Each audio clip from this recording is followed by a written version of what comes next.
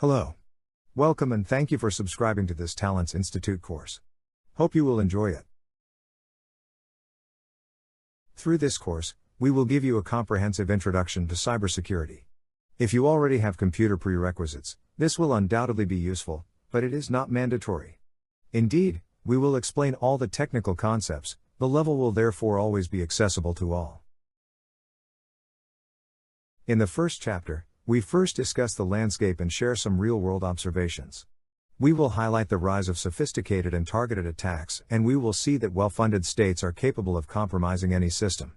It will also be noted that the theft and resale of data are also on the rise and that it is, in addition, more complex to detect malicious activity. Next, we will discuss about the 0 days business and what cybercriminals are currently doing for profit. In the second chapter, we will analyze the threats.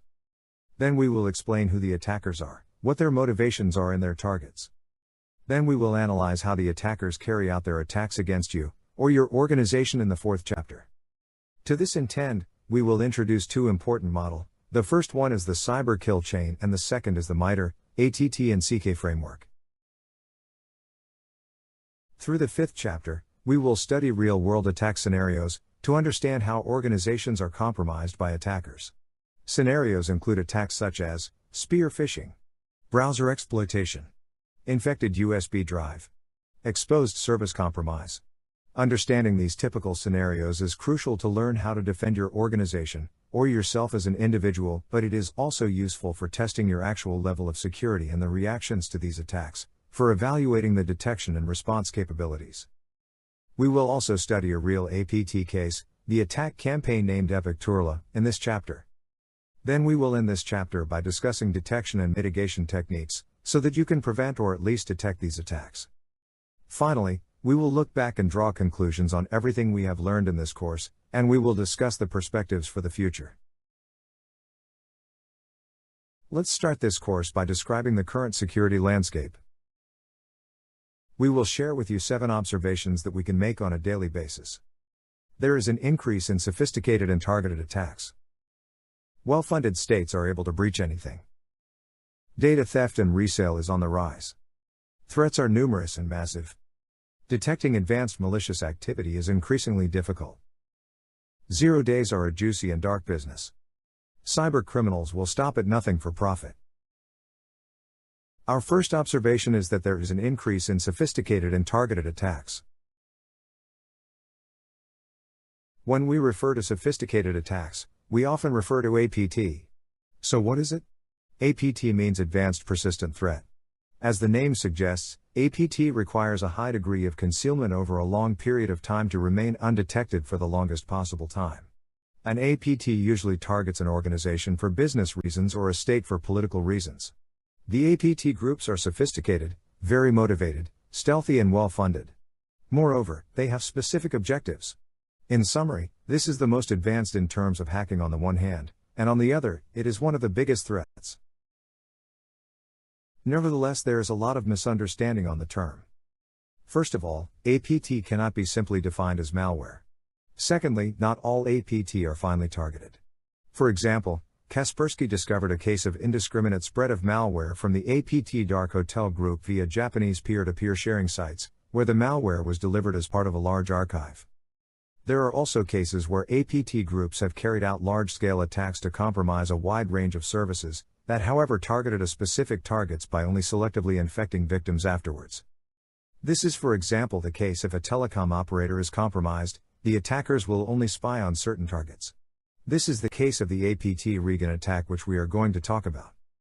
We should also note that not all APT are state-sponsored as some belong to cybercrime. And finally, not all persistent attacks are advanced. There are many instances where unsophisticated attackers have been able to compromise their targets over a long period of time, with victim detection processes either ineffective or non-existent. It is therefore advisable to remain cautious when one reads or refers to this term. Note also that there is a lot of marketing and a lot of hype from the security vendors about this APT term.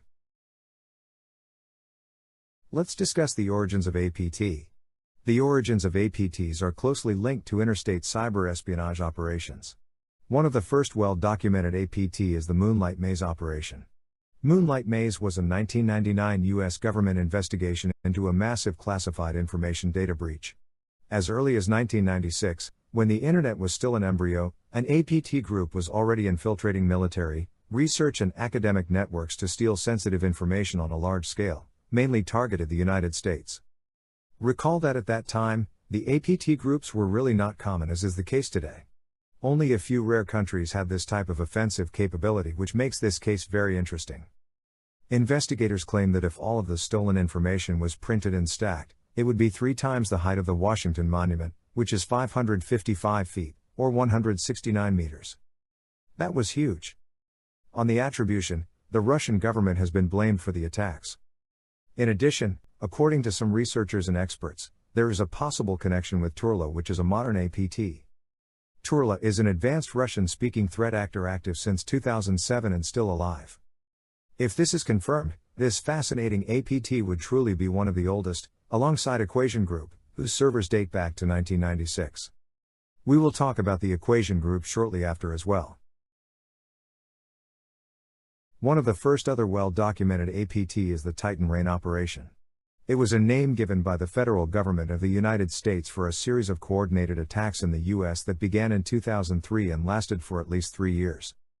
The attacks originated in Guangdong, China, and were attributed to People's Liberation Army Unit 61398. Titan Rain hackers gained access to many United States defense contractors' computer networks, which were targeted for their sensitive information, including Lockheed Martin. They also targeted Sandia National Laboratories, Redstone Arsenal and the NASA. They also targeted the UK government and hacked the Ministry of Defense. The sophistication, importance, the duration of this attack as well as the very good organization of the attackers make Titan Rain one of the first APT. The origins of APTs are closely linked to interstate cyber espionage operations, as mentioned. Agent.btz is another impressive demonstration. This is a worm that infects USB drives with spyware that was involved in a massive cyber attack against the US military in 2008. This is the worst breach of US military computers in history, and the Pentagon has spent nearly 14 months cleaning up the worm. Regarding attribution, the FBI and DHS released a joint analytical report in December 2016 attributing Agent BTZ to Russia. Another very interesting case study is the Shady Rat case. It is an operation which started in mid-2006 and lasted more than 5 years. This was only discovered in 2011 or about 5 years later. This operation was significant with at least 71 organizations such as the United Nations, the International Olympic Committee, federal and state government agencies in the United States, the Canadian government, 13 American defense contractors were compromised and some intrusions lasted more than 2 years. This attack is special because the information stolen was not only related to interstate espionage and some of this information had no commercial value. Cybercrime actors can therefore be excluded. They rarely waste time infiltrating targets without clear financial goals. They are most definitely state-sponsored hackers. However, regarding attribution, to this day, it is still unclear. China is suspected but there is no solid evidence. The large scope of this operation, the choice of targets, the discretion of the attackers make this attack a real multifaceted and frightening APT. Let's talk about Operation Aurora. The name of the attack was suggested by McAfee. This name originates from the name of a file folder named Aurora and the malware used. This is a major cyber attack targeting some 30 predominantly American companies, uncovered on January 12, 2010 by Google, one of the victims. The attacker's objective was to steal source code and discreetly make modifications to it in order to infiltrate into subsequent versions of the products of the targeted companies, which is very clever, it must be recognized. Operation Aurora is clearly attributed to China and the affair has turned into a diplomatic incident between the People's Republic of China and the United States. Another interesting case is the Turla Group and the operation named Epic Turla. Turla is a Russian-based threat actor behind this operation. The group infected several hundred computers in more than 45 countries. Among the victims are public institutions, embassies, armies, education, research and pharmaceutical companies. They used various techniques such as waterhole attack, spear-phishing and had several zero-day exploits. One of their victims is Ruag Holding AG, an international company active in the fields of aerospace and defense and whose sole shareholder is the Swiss Confederation.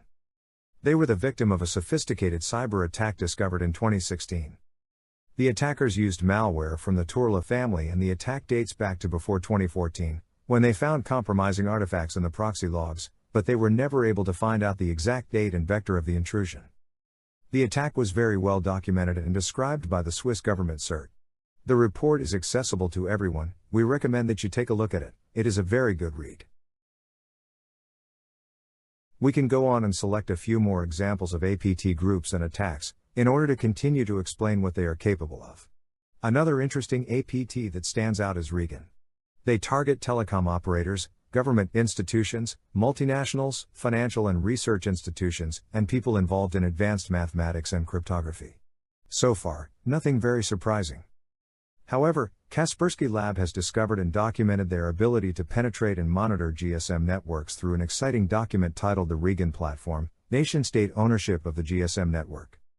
This is clearly the most unusual and interesting aspect of this group. For this reason, but also others, we believe that Resale is the work of a well-funded nation-state, but it is not possible to point the finger at a particular country without doubting. Another interesting case is the Kaspersky breach. Kaspersky was compromised in 2015, so they launched a full-scale investigation, which led to the discovery of a new malware platform from one of the most skilled, mysterious and powerful groups in the APT world, ATT&CK. For the history, the ATT&CK worm was discovered in 2011. It is a half-brother of Stuxnet, then activities ceased in 2012. Nevertheless, the attacker reappeared at least in 2015 with an updated malware, named ATT&CK 2.0 by Kaspersky. ATT&CK 2.0 is a complex, stealthy and highly sophisticated malware that used several zero-day vulnerabilities as well as stolen digital certificates as part of its attack. The attack was very well documented and described by Kaspersky. The report is accessible to everyone. We recommend that you take a look. It is also a very good read. The lesson to be learned is that even a cybersecurity giant can be compromised, if the attacker has the necessary skills and resources. Another interesting case is the APT group, which is a multinational gang of cybercriminals. The figures for their operations are staggering. There is talk of attacks on more than 100 banks in 30 countries and a stolen jackpot of $1 billion over a period of about 2 years. Still in the financial sector, another attack that has caused much ink to flow is that against the Central Bank of Bangladesh. The central bank was the victim of a breach in February 2016 and had $81 million stolen, while the attackers targeted a theft of around $1 billion. About the story, the hackers compromised the SWIFT payment systems, and during a transfer of $20 million to an association based in Sri Lanka, they made a spelling mistake in the name of this foundation. This aroused the suspicions of Deutsche Bank, which was to be an intermediary in this transaction. Deutsche Bank requested clarifications from the Central Bank of Bangladesh, which was of course not the initiator of the request, and was able to cancel this transfer order as well as all other orders from the same issuer. So it could have been a lot worse than the loss of $81 million, but the stolen money was never recovered and the governor of the Central Bank of Bangladesh had to resign. Regarding attribution, the trail followed by the experts goes back to a North Korean APT group called Lazarus. This group is at the origin of numerous cyber attacks in more than 30 different countries and threatens in particular the banking sector. Lazarus is also suspected of being at the origin of the attack against Sony in 2014. But also of being the creator of the WannaCry ransomware in 2017, which we will talk about again. Moreover, they are believed to be behind various other attacks, including those against pharmaceutical companies in late 2020 for theft of research data on COVID-19. We've just explained what APTs are and where they come from, and then we've described some of the more interesting ones. However, these are only examples. Today, APTs are emerging at an incredible rate and these types of attacks are increasing. Indeed, more and more countries have offensive capabilities and the cybercrime ecosystem is inspired by these techniques for their activities. Here are some references for further interesting reading on APT. We recommend the APT Notes account on GitHub, a repository of publicly available articles and blogs, sorted by year, related to malicious campaigns, activities, and software associated with APT groups. We suggest that you choose some of these reports and read them. It is very interesting to know about such technical analysis on APT. We will share with you our second observation now. Our second observation is that well-funded states are able to breach anything. To illustrate the fact that well-funded states are able to breach anything, We will select two interesting cases. The first one is the shadow broker case. The shadow brokers published several leaks containing hacking tools, including several zero-day exploits from the Equation Group. The Equation Group is a threat actor who have been tied to the National Security Agency's Tailored Access Operations Unit. We will detail these facts later. The second one is the Vault 7 case. Whistleblowing website WikiLeaks has released more than 8,000 files and documents allegedly stolen from the U.S. Central Intelligence Agency, CIA.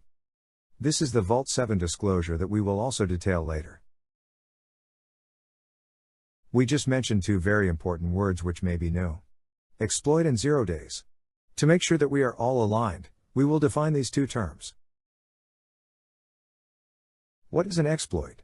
An exploit, from the English verb to exploit, meaning to use something to one's own advantage, is the means by which an attacker takes advantage of a flaw or vulnerability in a network, system, hardware, or service to cause unintended behavior.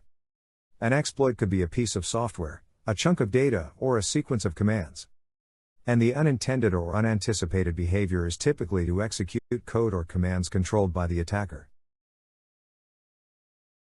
What is a 0-day? A 0-day vulnerability is a computer vulnerability that has not been publicly disclosed and has no known fix. As long as the vulnerability is not public and mitigated, hackers may exploit it. In such case, an exploit directed at a 0-day is called a 0-day exploit, or 0-day attack. Now that these definitions are clear, let's go back to the shadow broker case. To this day we still don't know who is behind the shadow brokers who first appeared in the summer of 2016. They published several leaks containing hacking tools, including several 0-day exploits from the Equation Group. The Equation Group is a threat actor, who have been tied to the National Security Agency's Tailored Access Operations Unit. Specifically, these exploits and vulnerabilities targeted enterprise firewalls, Microsoft Windows, Linux and Unix systems, web servers, mail client, and much more. The origin and motivations of the group remain unclear to this day. Let's take a moment to talk about the Equation Group. This actor has been discovered by Kaspersky on February 16, 2015. The name originated from the group's extensive use of encryption. Kaspersky describes them as having absolute domination in terms of cyber tools and techniques. This group is responsible for many sophisticated malware and is probably active since at least 2001. By 2015, Kaspersky documented 500 malware infections by the group in at least 42 countries, while acknowledging that the actual number could be in the tens of thousands due to its self-terminating protocol.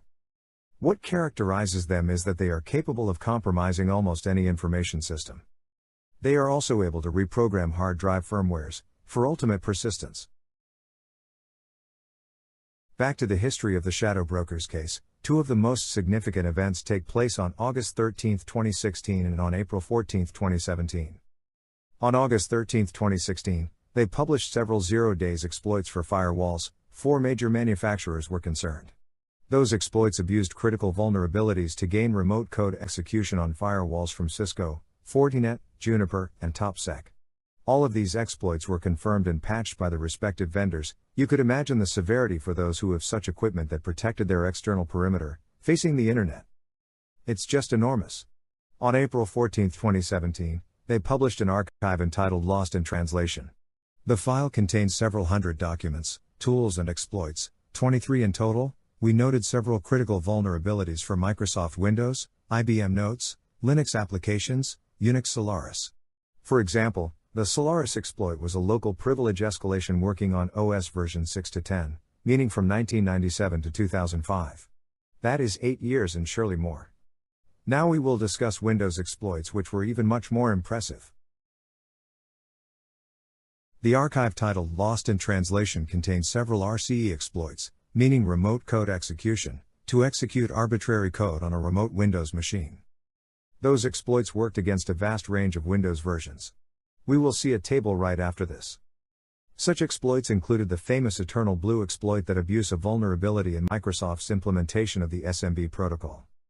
In short, SMB means Server Message Block. It is a protocol for sharing resources like files and printers on local networks with Windows systems. The vulnerability exists because the SMB version 1, in various versions of Microsoft Windows, mishandles specially crafted packets from remote attackers, allowing them to execute arbitrary code on the target computer and directly with elevated privileges, system. In the Windows world and by default, the system account, which is a service account, is granted full control permissions to all files on an NTFS volume and has the same functional rights and permissions as the administrator account. Other tools included an exploitation toolkit for Microsoft Windows named Fuzz Bunch. That is like the NSA's Metasploit framework. Another hacking tool codenamed Double Pulsar was leaked. It is a powerful backdoor, also referred to implant tool, used to inject and run malicious code on an infected system. The tool infected more than 200,000 Microsoft Windows computers in only a few weeks, and was used alongside Eternal Blue in the May 2017 WannaCry ransomware attack. Double Pulsar runs in kernel mode, which grants hackers a high level of control over the compromised systems. Once installed, it uses 3 commands: ping, kill, and exec, the latter of which can be used to load malware onto the system.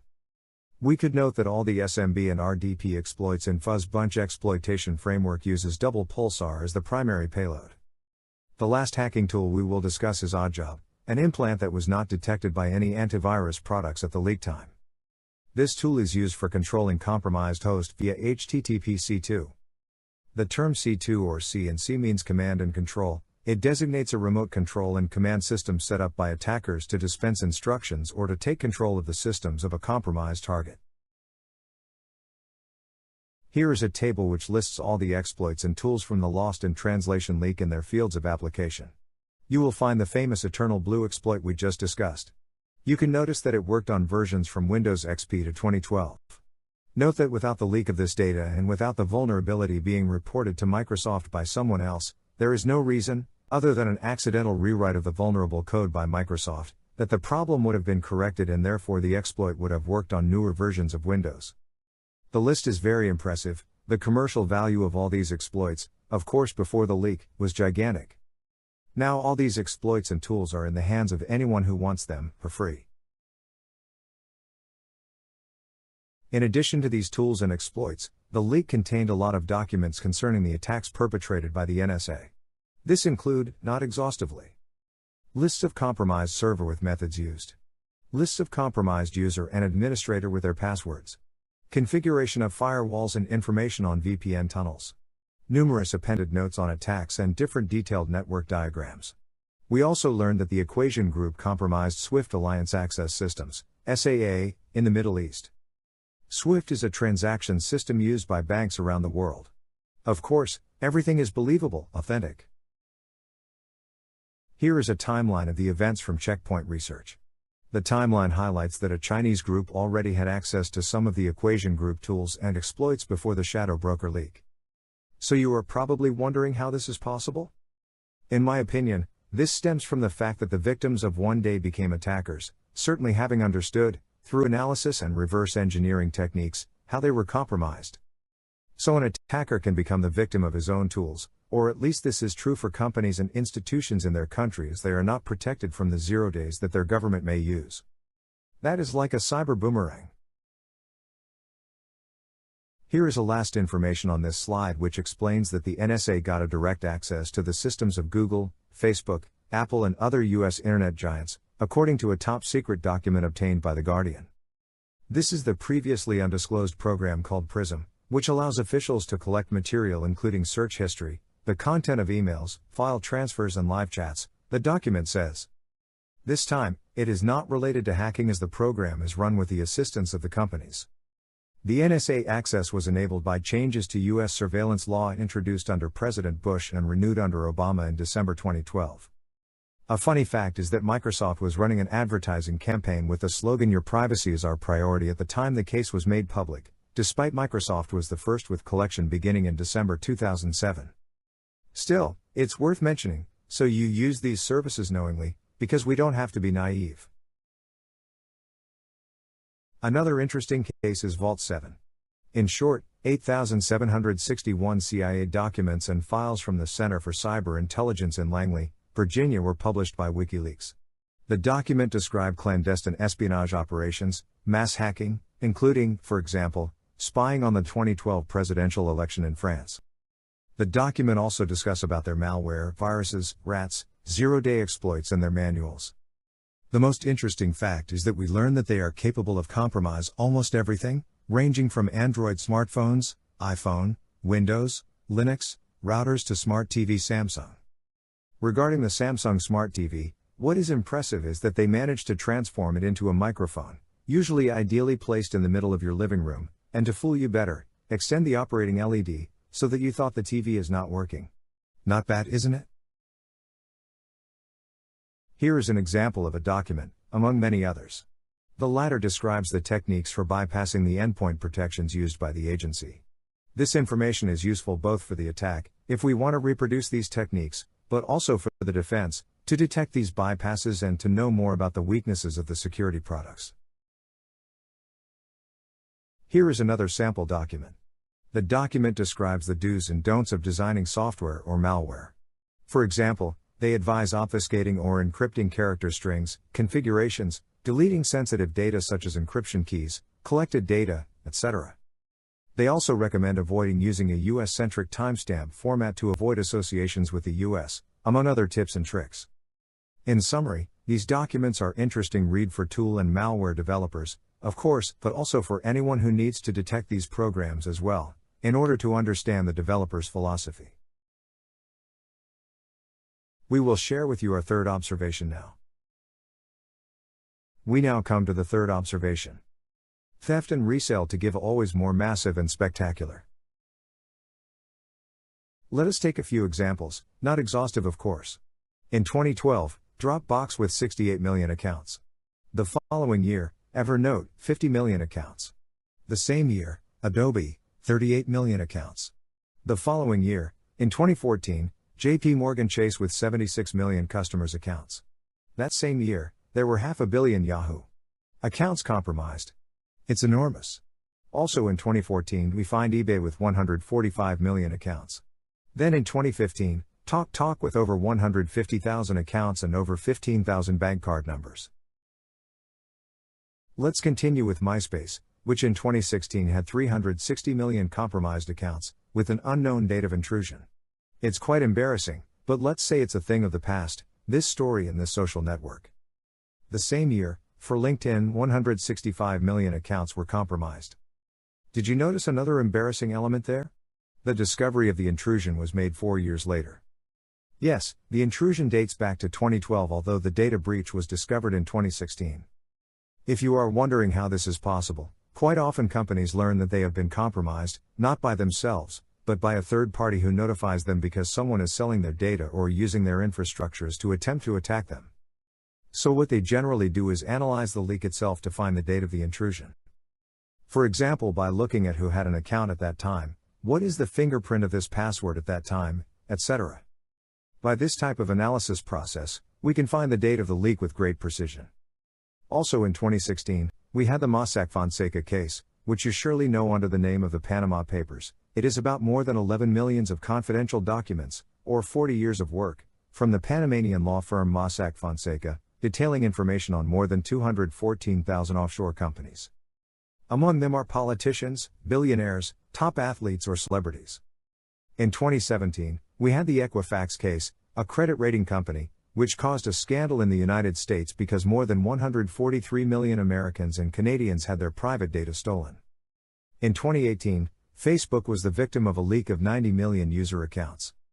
In 2019, Microsoft admits that attackers gained access to customer support agent credentials and had access to at MSN.com, at Hotmail.com, and at Outlook.com mailboxes. In 2020, Zoom, the teleconferencing system then in great demand in the midst of the COVID-19 pandemic, when everyone wanted to do remote work, had a leak of 500,000 accounts available for resale, which was really bad for them. And of course, we have a lot of other cases. Let's cite some telecom operators: AT&T, T-Mobile, Deutsche Telekom, Sony, Vodafone, etc. In July 2020, 130 Twitter accounts were targeted in a major cyber attack. Those celebrity accounts, including Barack Obama, Bill Gates, Elon Musk and Kanye West, tweet a Bitcoin scam to millions of followers. We could also cite security companies, as they are not immune. We had Avast, Twice, Kaspersky, RSA, FireEye, etc. We could continue with even more cases. AOL, HP, US Army, etc. In conclusion, all these examples show that no one is immune. Even the best security companies. Moreover, Most of these data leaks end up on the dark web, accessible by other hackers. For example, there is a 41 gigabyte database, containing 1.4 billion accounts on the dark web and the search engine capable of processing searches in 1 second per request. Indeed, hackers are also strong in engineering and infrastructure to deliver good performance. This reminds us of the importance of using a password manager in order to have unique, random and long passwords. Also, you should never use your professional email address for private services. We will share with you our fourth observation now. Our fourth observation is that threats are numerous and massive. New massive exploitation techniques are discovered each year. Here is a non-exhaustive list, just to pick up some frightening examples. In 2021, we saw Proxy Logon. This is a pre-authenticated remote code execution vulnerability on Microsoft Exchange Server reported to Microsoft in January 2021. In reality, it is about 4 bugs which are combined to obtain a workable exploit. In 2020, we saw the SolarWinds case, a very sophisticated supply chain attack that we will talk about shortly after. The same year, still in 2020, there was the ZeroLogon vulnerability. ZeroLogon makes it possible for a hacker to impersonate any computer, including the root domain controller. ZeroLogon is a cryptographic flaw in Microsoft's NetLogon process that allows an attack on domain controllers. This vulnerability allows taking control of a domain controller and therefore impersonating any user or computer, including the root domain controller. In 2019, we saw BlueKeep, a security vulnerability in Microsoft's remote desktop protocol implementation, which allows remote code execution. It was present in all unpatched Windows NT-based versions of Microsoft Windows from Windows 2000 through Windows Server 2008 R2 and Windows 7, and around 1 million devices were vulnerable. It was first noted by the UK National Cybersecurity Centre and, on May 14, 2019, reported by Microsoft. The vulnerability was named BlueKeep by computer security expert Kevin Beaumont on Twitter. On August 13, 2019, another vulnerability named Deja Blue were reported. This one affected both newer Windows, including Windows 10, as well as the older Windows versions. In 2018, we saw Meltdown and Spectre, 2 critical vulnerabilities in processors affecting almost all recent computer systems. Billions of devices powered by processors from Intel, AMD and other vendors were impacted. Meltdown is a hardware vulnerability discovered exclusively in Intel x86 microprocessors that allows an unauthorized process to gain privileged access to memory. Spectre is another hardware vulnerability in some implementations of branch prediction, which affects modern microprocessors with speculative execution. This vulnerability allows potentially sensitive information to be recovered by forcing a program to access arbitrary areas of the memory space allocated to it. 2 common vulnerabilities and exposures identifiers, or CVE, related to Spectre have been issued, and we have seen, more recently, several exploits in the wild that attempt to leverage Spectre for privilege escalation in both Linux and Windows. Let us cite 2 examples in 2017. We saw Eternal Blue, an exploit developed by the NSA, revealed and published by hacker group The Shadow Brokers on April 14, 2017. This exploit uses a security vulnerability present in the first version of the SMB protocol, which allows remote code execution. Note that the WannaCry ransomware uses this flaw to spread. Although this security vulnerability has already been addressed by Microsoft with a security update released on March 14, 2017, many Windows systems still did not have this security patch when, on May 12, 2017, the WannaCry ransomware landed. We have also seen a remote code execution vulnerability in Apache Struts 2. The vulnerability exists in the Jakarta multipart parser. Apache Struts is a free framework for developing Java web applications, widely used by Fortune 100 companies. In 2016, we saw Dirty Cow. Copy on write is a race condition security vulnerability in the Linux kernel that affects all Linux operating systems, including Android. This vulnerability allows elevation of privilege. The vulnerability can be used on any Android device from version 2.6.22th of September 2007 up to version Android 7. In 2015, we saw Stagefright, a software flaw affecting the multimedia software library of the same name. This flaw was remotely exploitable on Android systems from version 2.2 to 5.1.1, that was about 95% of Android devices or 950 million units, at the time of disclosure. There were still other systems using this software library, like the Nintendo Wii U or Nintendo 3DS, for example. In 2014, we saw shellshock, a family of security bugs, at least 6 CVEs, in the widely used Unix bash shell. The first of which was disclosed on September 24, 2014. Many internet daemons, such as web servers, use bash to process certain commands, allowing an attacker to force vulnerable versions of bash to execute arbitrary commands. This can allow an attacker to gain unauthorized access to a computer system. This one was huge, as 500 million systems were vulnerable. Still in 2014, we saw several attacks against SSL, the Poodle attack, a man-in-the-middle exploit which takes advantage of internet and security software clients' fallback to SSL 3.0. We have also seen Heartbleed, which is a software vulnerability present in the open-source cryptography library OpenSSL as of March 2012, which allows an attacker to read the memory of a server or a client to recover, for example, the private keys used during a communication with the Transport Layer Security, or TLS, protocol. In conclusion, these examples were selected because they are first of all very impressive, but also very diverse. Indeed, if an attacker really wants to hack you, he can attack systems directly, networks, protocols, hardware, etc. There is no limit outside the budget. Finally, you can be sure that this list will be completed year by year, as the systems we currently use have vulnerabilities that are still unknown, or perhaps some do not.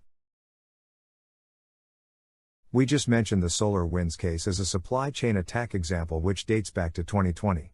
Let's explain what it is, as it is a really interesting case. To give a little background, SolarWinds is a software company which develops systems management tools used by IT professionals.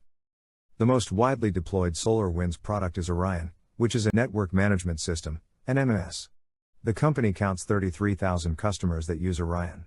The story is that SolarWinds was the victim of an advanced threat actor that used their Orion software to spread a backdoor to the company's clients through a malicious Orion update.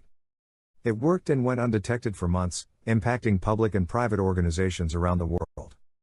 U.S. federal investigators and cybersecurity experts affirm that Russia's Foreign Intelligence Service may be behind this sophisticated attack. Who is impacted by this case? Around 18,000 customers may have received the malicious code from SolarWinds. Including 425 of the American Fortune 500 were impacted. Let's cite some examples: Cisco, VMware, Intel, Nvidia, Microsoft, FireEye. But there is much more. The U.S. federal government, including the Ministry of Defense, was impacted. We could also note the top 10 U.S. telecommunications companies, the top 5 U.S. accounting firms, as well as hundreds of universities and colleges worldwide. Did you see the depth and breadth of this attacks? It's enormous.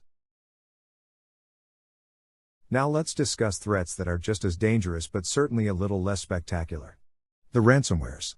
Ransomwares are also a growing threat that is inscribed in time because of its strong profitability. A ransomware is malicious software that takes personal or corporate data hostage. To do this, the ransomware encrypts the data and then asks its owner to send money in exchange for the key that will allow it to be decrypted. This is not a new family of malware, as the first ransomware listed appeared in 1989. However, ransomwares are modernizing and their use is growing exponentially. For example, we note an increase of 36% between 2016 and 2017, then the number of ransomware attacks during 2020 was double that of 2019. Wow! Nevertheless, the ransomware game is changing. 3 major new trends are emerging. The first one is the BGH, or big game hunting. Indeed, ransomware groups are now increasingly perform what is called the big game hunting. The idea is perform more sophisticated attacks and to choose ambitious targets which are more secure in order to extract consequently higher ransoms. These attacks have already caused significant and lasting damage to a large number of companies, causing serious operational disruptions and falling stock prices. We could cite few examples: Acer, Capcom, Colonial Pipeline Company, etc. Another trend, still related to the first one, is the ransomware as a service, or RaaS. Like software as a service, SaaS, ransomware developers sell or rent their malwares and provide infrastructure, including payment portals for victims, to affiliates who then use them to perform an attack. Many ransomware gangs these days operate on the ransomware as a service model. Hence, ransomware operators increase their profits because every time a victim pays, the operator and the affiliate share the profits.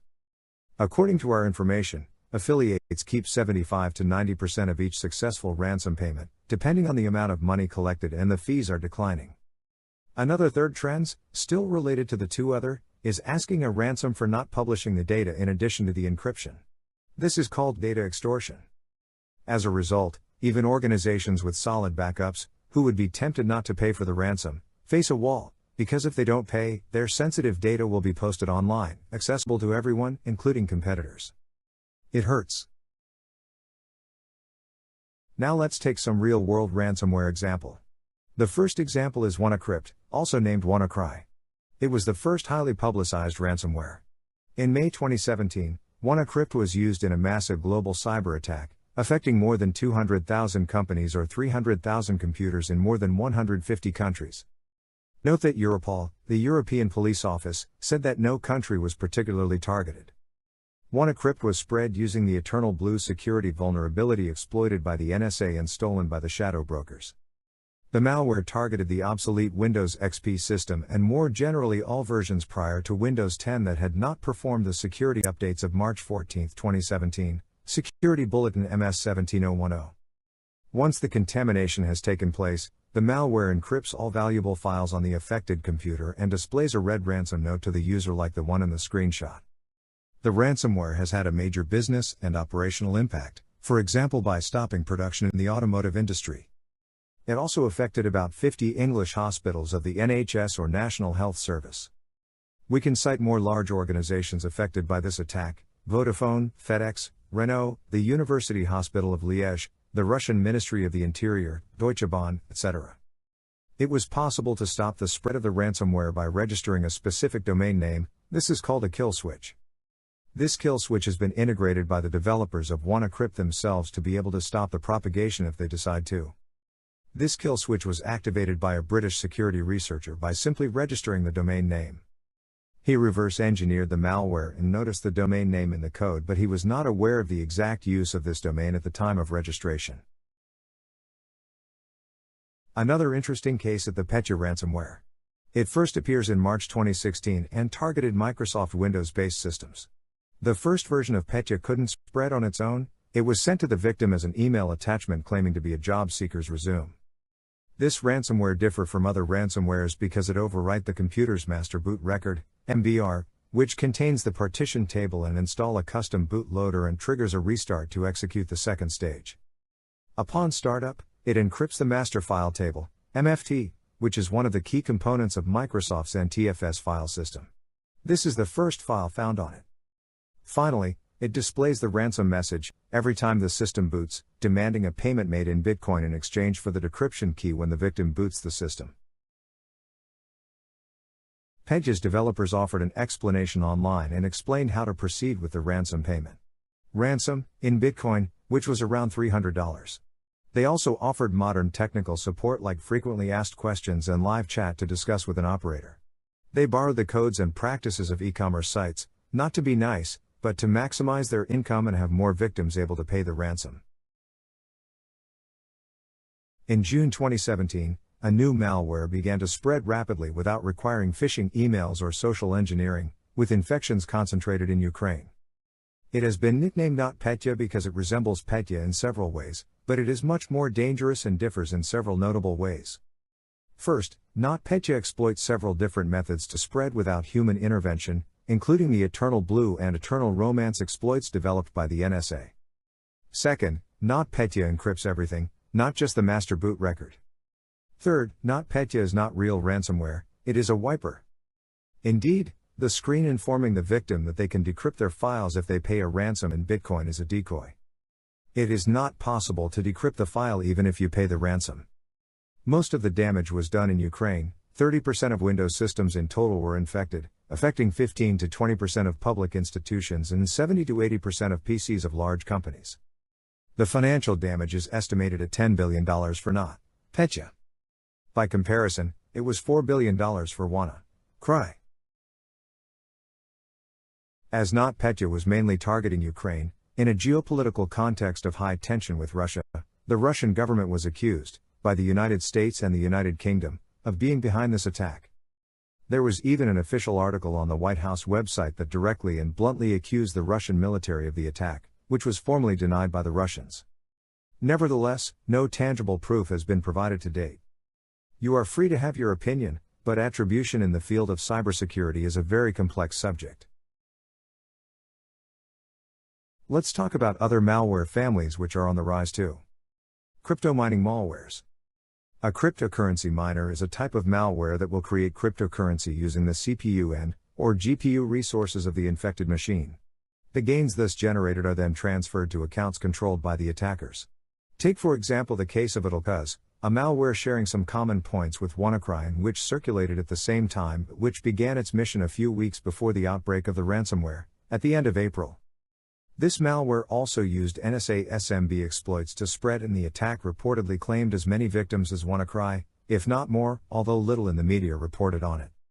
An interesting fact is that ATT&CK tries to protect the infected system from other strains of malware trying to use the same exploits. Once infected, the systems focus on mining Monero, a popular, secure and above all untraceable cryptocurrency. The figure of $1 million in profit for hackers is put forward. Now let's mention the data wiping malwares which are there to cause major damage by wiping out systems or making them unusable. This type of malware can be used to cover the traces of an offensive operation, to make legal investigations complicated or even impossible, or to harm an enemy. Another scary family of malware is UEFI implants. UEFI stands for Unified Extensible Firmware Interface. It is a firmware interface and BIOS replacement that improves security, normally ensuring that no malware has tampered with the boot process. Infecting UEFI allows the attacker ultimate persistence on the infected system because even if the operating system is completely reinstalled, the system will remain compromised. As example, we could mention the LoJax rootkit created by the APT&CK group. New generations of malware are more and more sophisticated.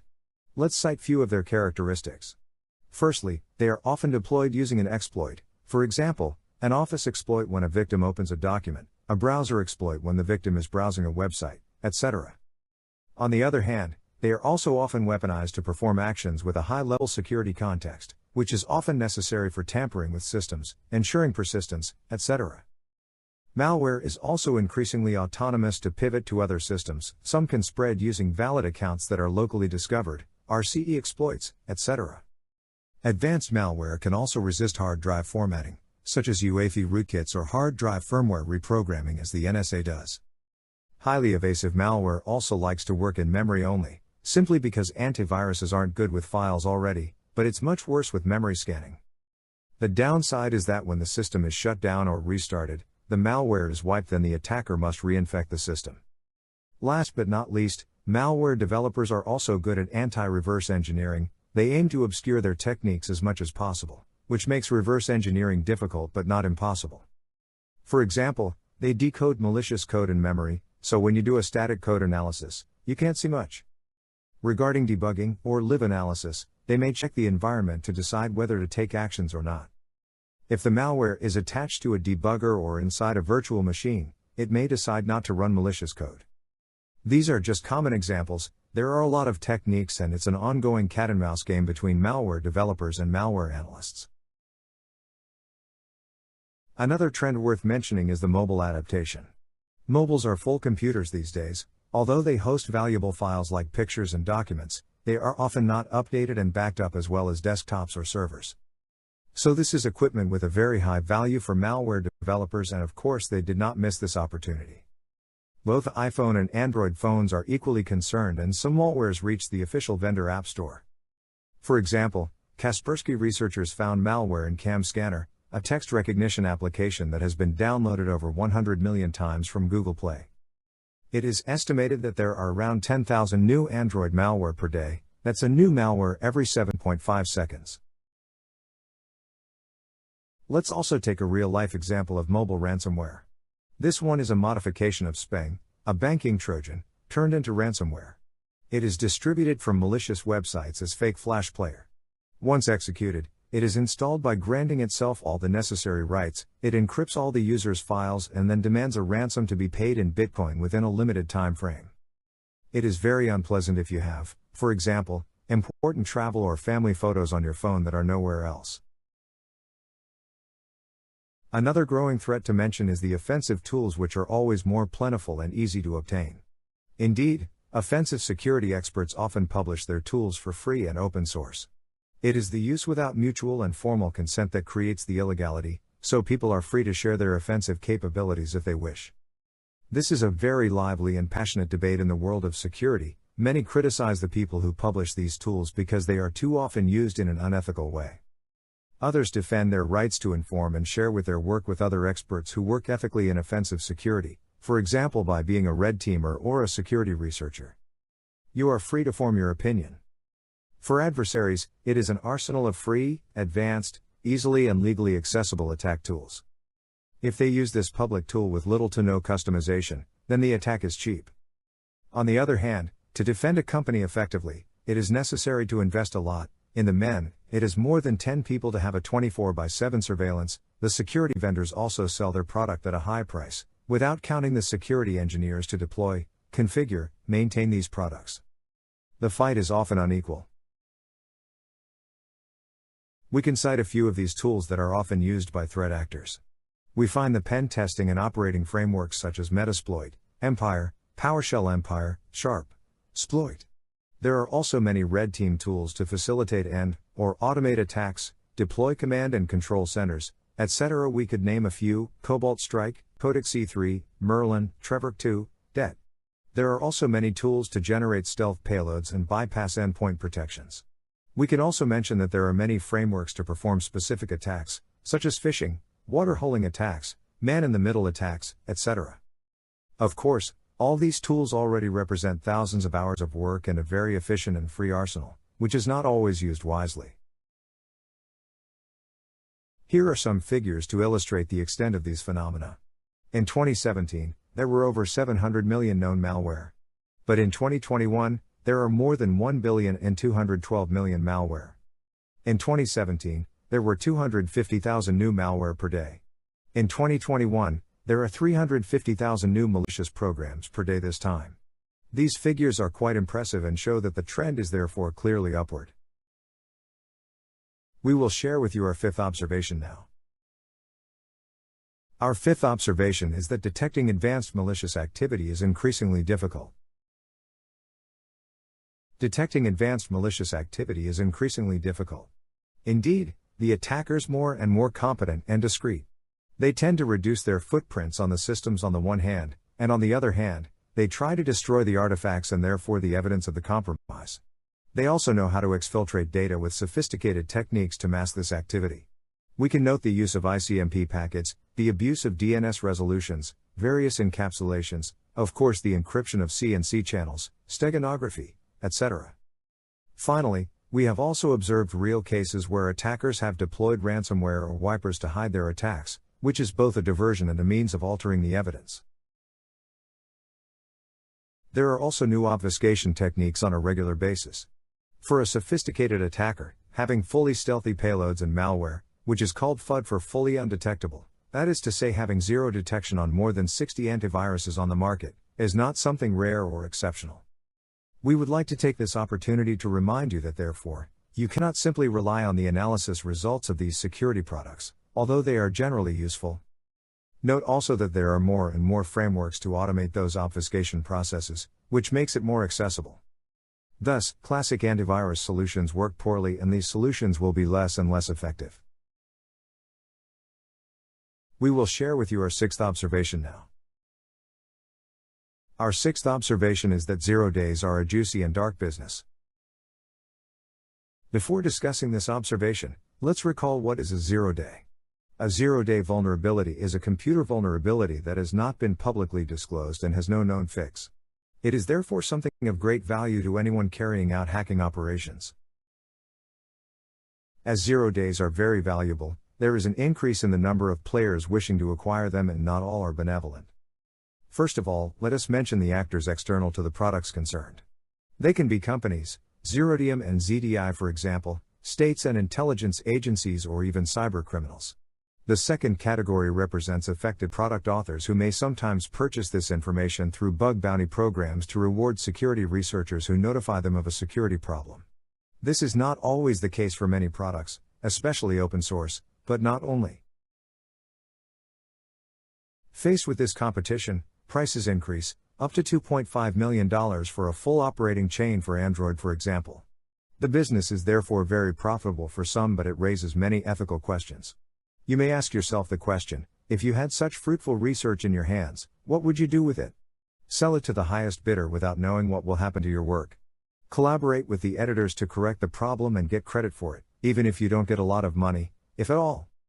Let us also note the case of vendors of protections against 0 days. Some manage to extract information from signatures for themselves to understand 0 days and develop exploits to use them, which poses another problem.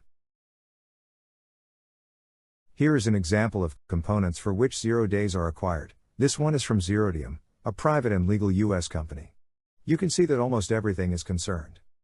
Operating systems, browsers, softwares, mobiles, web servers, web applications, network hardware, and so on. Here is an overview of Microsoft bug bounty programs for platforms, that is, non-cloud systems and components. We notice two things. The highest paying research is for Hyper-V with a maximum of $250,000. This is followed by Windows as they pay up to $100,000.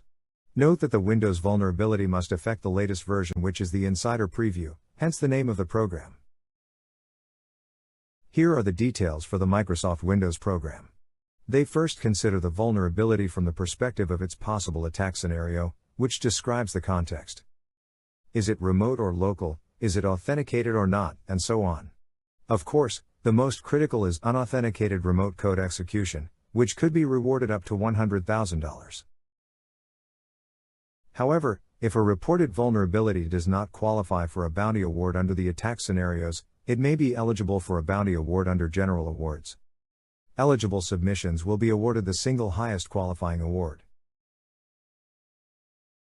And now, still from Zerodium, the list of payments offered by kind of exploits for endpoint systems. Let's take few example. They offer $1 million for remote code execution for Windows, similar to Eternal Blue or Bluekeep if you remember those. If you remember the payment offered by Microsoft, it's 10 times more. It is $500,000 for a remote code execution for web servers like Microsoft EASE or Apache. Then $200,000 for one remote code execution exploit against Postfix, XM or SendMail. On the other hand, it is only $10,000 for RCE on public CMS. It is extremely low if we evaluate the percentage of sites on the internet that use them, but this is quite easily explained. Zerodium customers are governments. They are not very interested in hacking blogs, web boards, or sites running under Joomla. So it is supply and demand that sets prices, not the overall impact that these exploits can have. Here is now the Zerodium payouts for mobiles. Let's take again few example. They are offering $2,500,000 for an Android exploit chain, which means zero-click remote exploit with persistence. They are offering $2 million for an iOS exploit chain. Note that this absolutely does not mean that Android is more secure than iOS if they pay more for Android. It could just mean that they already have a lot of iOS exploits and are not currently looking to acquire many more. Again, remember that it is the market that determines the prices.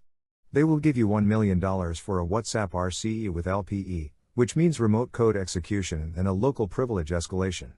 Or you can grab $500,000 for a persistence technique, and so on. Here are a few examples that show once again that it is supply and demand that sets the scope and prices. What must be understood is that they can decide to suddenly increase payments for a specific component and for a limited period if one of their customers needs it. It's as simple as that.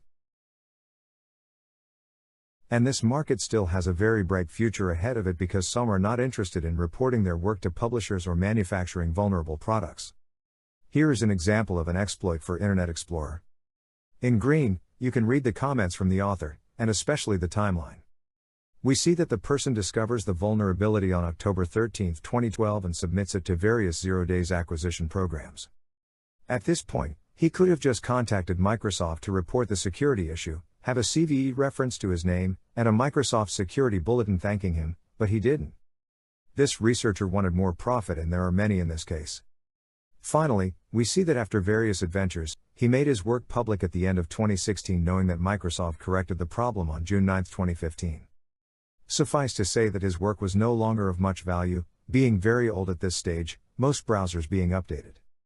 Thus, the zero-day business is fueled by researchers with this type of profile and who are not interested in what is called responsible disclosure, that is to say contact the publisher and give him time to correct the problem, without disclosing or reselling the information in the meantime.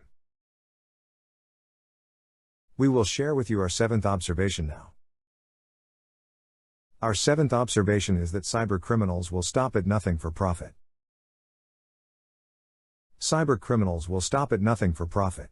If you are not yet convinced, here are some examples of what is currently happening in the world of cybercriminals. They no longer hesitate to encrypt hospital data to demand ransom, which can put patients at risk of death. There have been cases of hotel hacking with guests blocked in their rooms until a ransom is paid. Imagine if there was a fire during this time. Of course, there are many other illegal practices, mostly seen on the dark web. Reselling data is a classic. Selling direct access to corporate machines to gain initial access. Various hacking services such as DDoS attacks, custom attacks, data theft, malware developments, etc. There is also the sale of exploit kits, etc. These practices regularly make the headlines in the press. Here are a few examples. More and more hospitals are the target of ransomware attacks because they don't have time to try to decrypt the data, they need immediate access to their files, for example to check for possible allergies known to patients. According to the BBC, hackers disabled computer systems at Düsseldorf University Hospital and a patient died while doctors attempted to transfer her to another hospital. Unfortunately, cyber attacks can have a direct and fatal impact on the real world.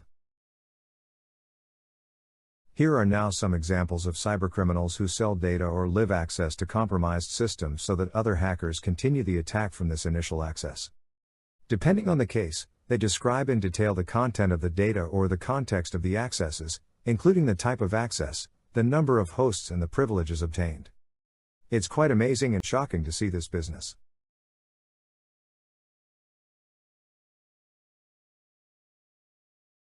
Here is another example. This time a cybercriminal wants to sell the data of a Brazilian loan company, that is, 330 gigabytes of customer documents and 6 million complete customer information.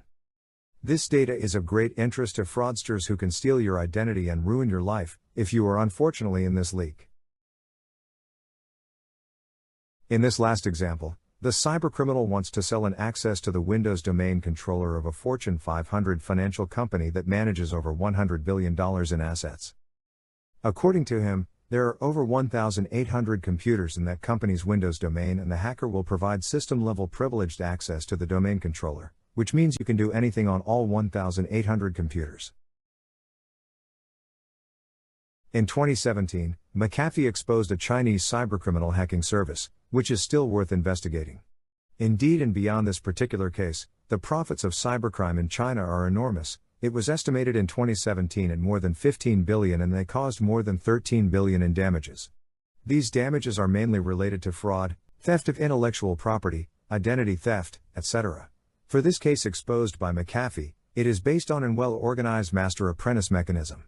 Here's how it works. There are masters who form hacking groups. They buy malware from their authors or from a malware dealer who could be a wholesaler. Then they recruit members commonly called apprentices and teach them hacking techniques. At this stage, the masters perceive training costs from the newly recruited apprentices. Apprentices participate in illegal operations such as targeted attacks, website hacking and data exfiltration. Those who successfully complete their course then become full-time professional hackers working for their masters. We have just closed the first chapter with the sharing of 7 observations to set the current context in the world of cybersecurity. Now we will focus on the threats.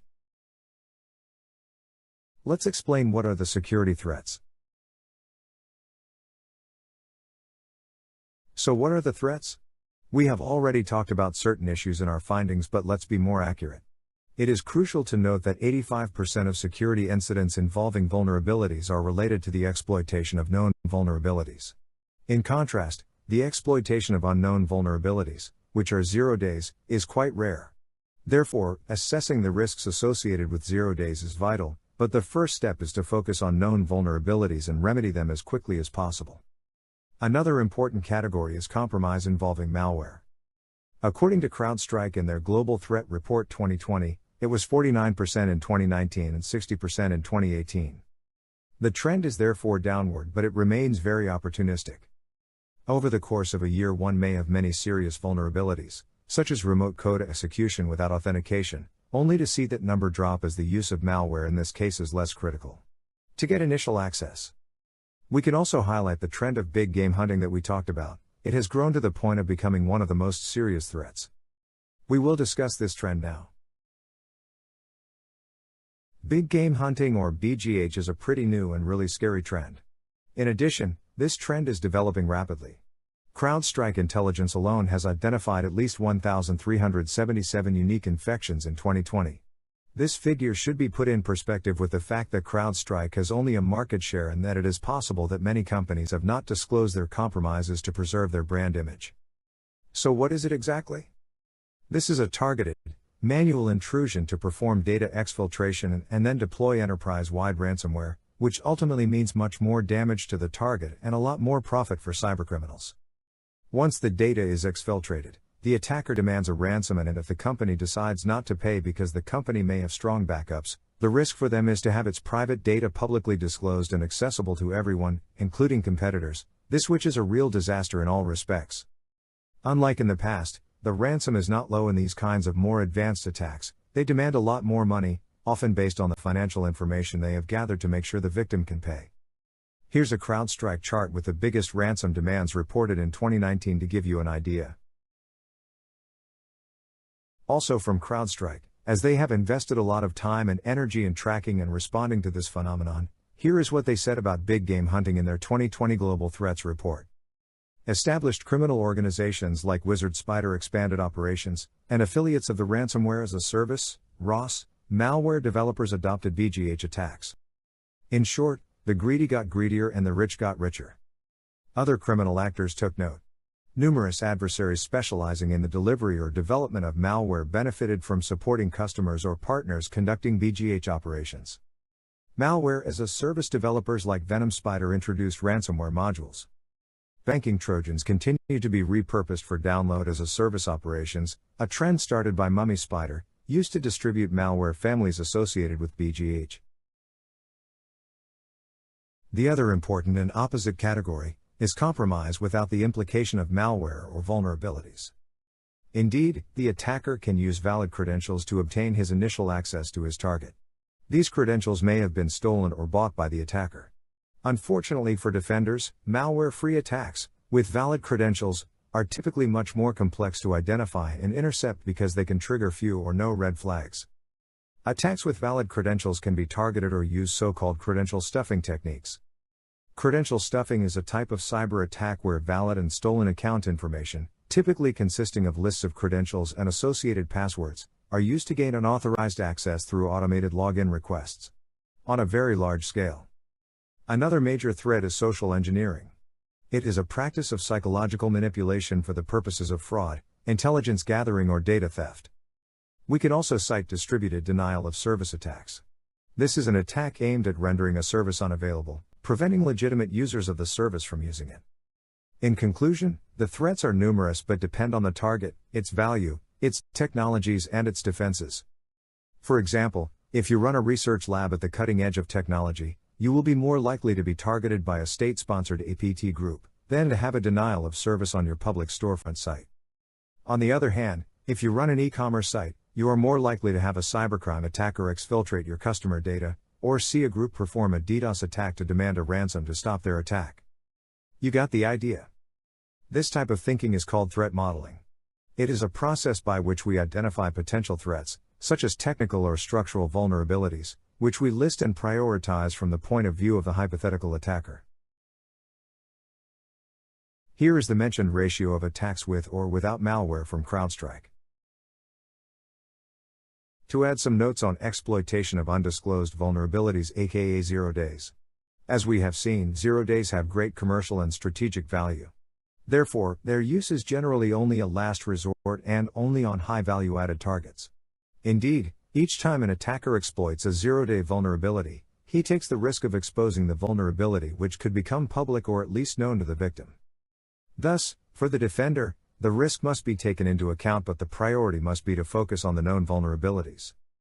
Finally, let us note the case of day one exploits that must be taken into account.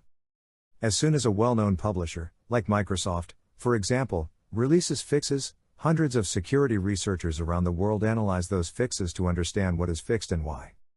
If it is a security issue that can be exploited, even if the issue has not been documented, it is only a matter of time before exploits are seen circulating to abuse these flaws. Thus, security patches should be applied as soon as possible as time is running out from the time of publication, so company must have an efficient and responsive patching policy. We have just closed the second chapter, which was about the threats. We talked about cases of compromises with vulnerabilities, known or 0 days, attacks with and without malware, and various other major threats such as social engineering, DDoS attacks, etc. We will now try to understand the attackers, their profile, their motivations, and their targets.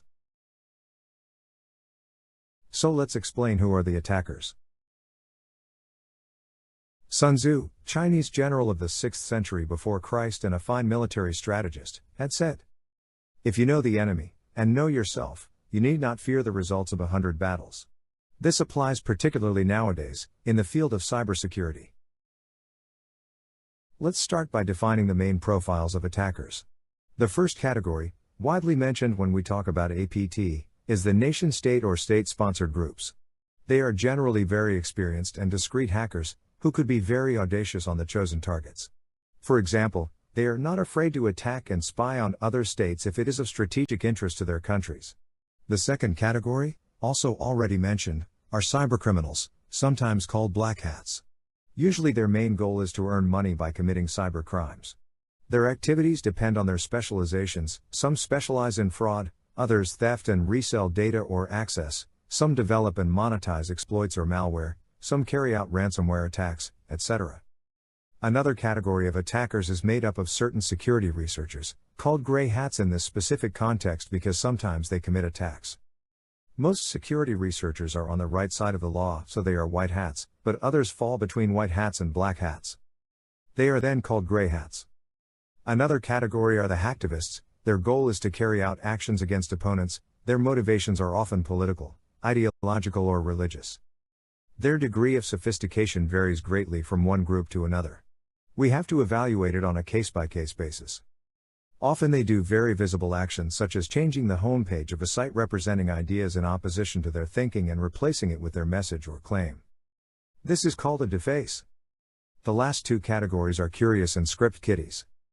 The curious will test an attack, often just to see if it works, without having a real goal behind.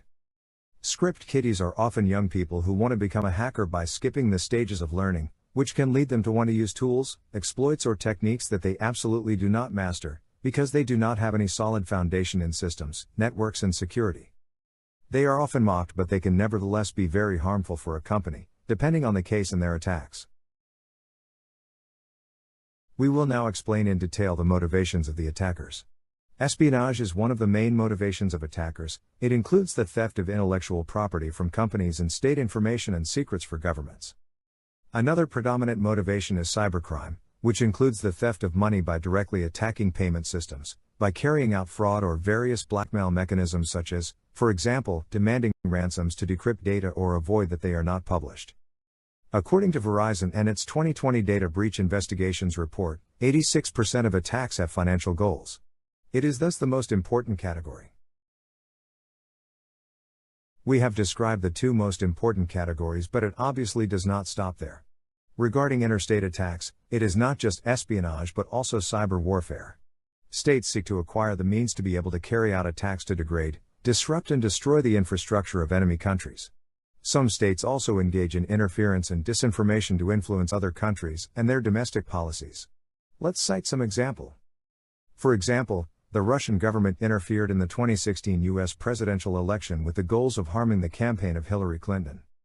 The Democratic National Committee, or simply DNC, was compromised in 2015 and 2016 by hackers who infiltrated their computer networks, leading to a data leak. According to experts such as CrowdStrike and FireEye, two Russian intelligence agencies are responsible for the DNC attacks. To cite another example, Russian hackers known as Sandworm have launched an unprecedented campaign of cyber attacks against Ukraine. The group has hacked dozens of Ukrainian governmental organizations and companies and even took down a power grid, leading to a blackout on the Ukrainian capital of Kiev in 2016. Then there was the NotPetya malware in 2017, which mainly targeted Ukraine and caused $10 billion in damage worldwide. Finally, other motivations that we see frequently are revenge and the desire to harm. It can come from former employees, jealous people, or direct competitors. Here is an additional example to illustrate our point about the cyber war. The Guardian, a British newspaper, wrote that General Sir Patrick Sanders, the UK's Chief Strategic Command, said his country possessed the capacity to degrade, disrupt and destroy the critical infrastructure of its enemies. Of course, this is something we did know or at least suspect, but for it to be officially admitted is indeed a rare fact, as they mention. You may take a few moments to read this rather interesting article. Here's a graph from CrowdStrike, taken from their 2020 Now Here to Hide report, released by their threat hunting team. As mentioned earlier, cybercrime is responsible for most intrusions and therefore damage. We notice that state-sponsored attacks are fairly prevalent but remain at stable levels. This is not surprising since they have their roadmaps in line with their interests, and it means these groups are not going to attack hundreds of additional targets from one year to the next. Finally, unattributed attacks are very numerous, which is not surprising since attribution is a very complex and delicate subject. Often, groups hide their identity and attempt to muddy the waters as much as possible. In this case, it could be anything: a state group, a cybercrime group. It is not possible to be sure. To keep trying to understand the attacker, we also need to understand what their targets are. Here is a graph with the top 10 sectors targeted in 2020. We can notice that technology, manufacturing, telecommunications and finance are in the lead. This classification of sectors can obviously vary from year to year. For example, during the COVID-19 pandemic, the pharmaceutical industry and universities working on vaccines and drugs have been the target of more attacks than usual. This information must therefore be put into perspective with the overall external context, although certain sectors such as technology will always be in the lead because they are very interesting for attackers. Last but not least, here is a very interesting graph that describes who is responsible for data breaches according to Verizon. As we have seen, cybercrime dominates and then it is state or state-sponsored groups. However, system administrators and end users are also very well represented with around 10% each, which is more astonishing considering the scale. Now we suggest you to study APT groups on your own. We have selected these 6 groups because they are representative, different and among the most dangerous in the world. Good luck for this optional cyber threat intelligence homework. Here are the instructions to guide you to discover the APT-41 group. Try to answer the questions so you can master the topic on your own. Good luck!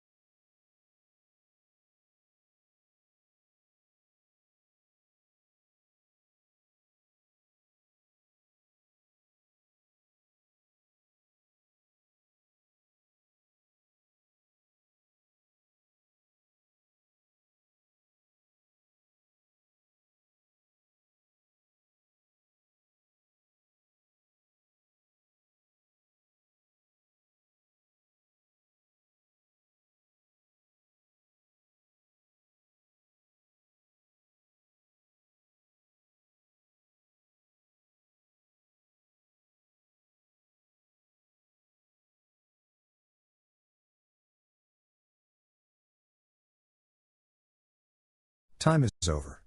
Are you done? Pause the class if you prefer to continue your exercise. Here are the instructions to guide you to discover the Silent Librarian group, which is also referred as TA407, TA meaning threat actor. As before, try to answer the questions so you can master the topic on your own. Good luck!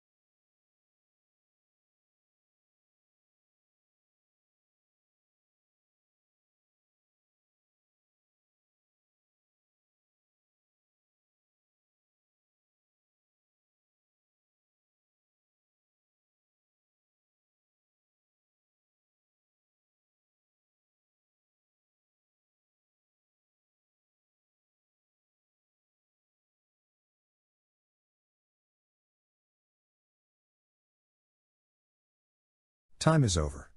Are you done? Pause the class if you prefer to continue your exercise.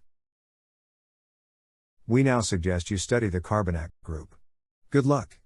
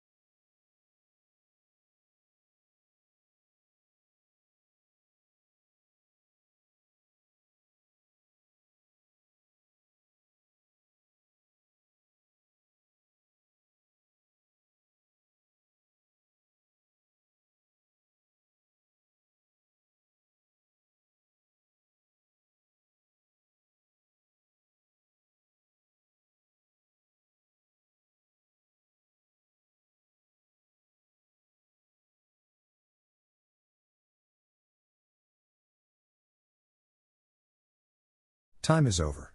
Are you done? Pause the class if you prefer to continue your exercise. We now suggest you study the Lazarus group. Good luck.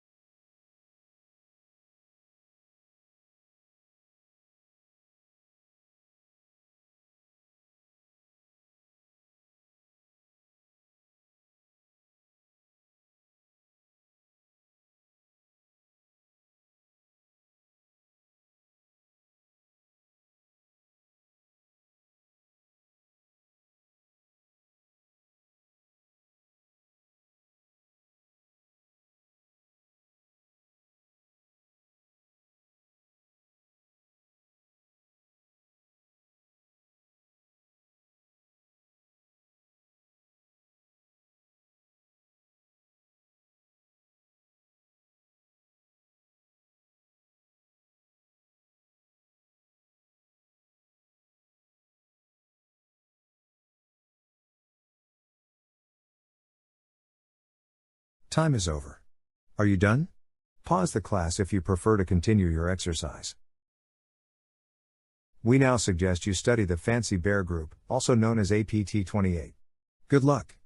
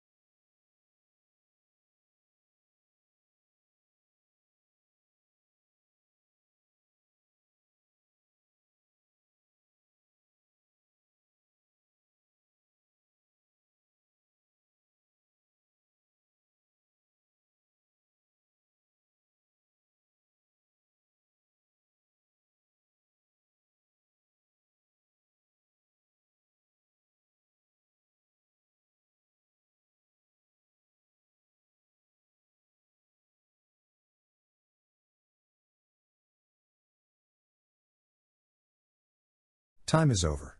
Are you done? Pause the class if you prefer to continue your exercise. We now suggest you study the fascinating equation group. This will be the last group to study. Good luck!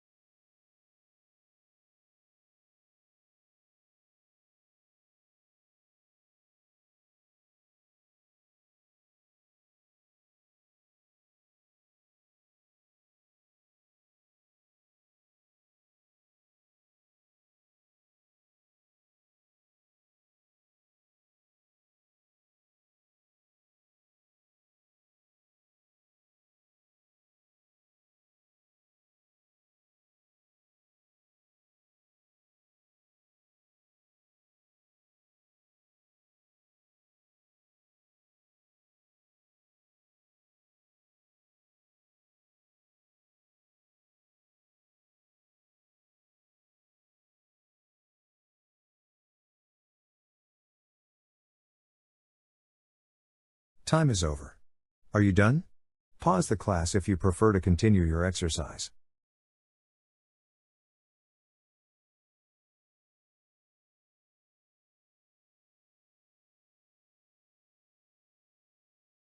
We have just closed the third chapter, which concerned the attackers. We talked about their profile, their motivations, and their targets. We will now try to understand the attacks themselves, that is, how the attackers proceed to compromise their targets. To understand attacks, we'll start by introducing the cyber kill chain model. This is a model or framework developed by Lockheed Martin for the identification and prevention of cyber intrusion activity. The objective of the model is to identify what the adversaries must accomplish in order to reach their goal. The model thus breaks down an attack into 7 steps, ranging from reconnaissance to the attacker's final actions to achieve their objectives. The interest of this model is also to better understand the attacks and how to act at each of these stages to fight the attacker. Therefore, you will also be able to describe and increase the understanding of the tactics, techniques, and procedures of an adversary by mastering this model. We will now describe each of its 7 steps. The step 1 of the kill chain is the reconnaissance, sometimes abbreviated recon. The objective is to collect information on the target. The collection can be qualified as passive and carried out without direct interaction with the target, for example by collecting data on the internet using any public information source. Conversely, the reconnaissance can be active. The attacker can follow and interact with employees on social networks, he can scan the public IP addresses of his target, analyze open ports, perform an enumeration of systems and services for look for vulnerabilities, that is, find components to exploit. The second step of the kill chain is the weaponization. Based on the data collected on the target and their analysis, the attacker chooses an angle of attack at this stage. The attacker can choose to target a technology, such as an operating system, firewall, web application, or any other technical solution used by the targeted organization that is accessible and vulnerable. The attacker can otherwise, and most commonly, choose to target specific people within an organization. To do this, he can create or use malware and use spear-phishing or other forms of social engineering. At this stage, the attacker creates what is called a weapon.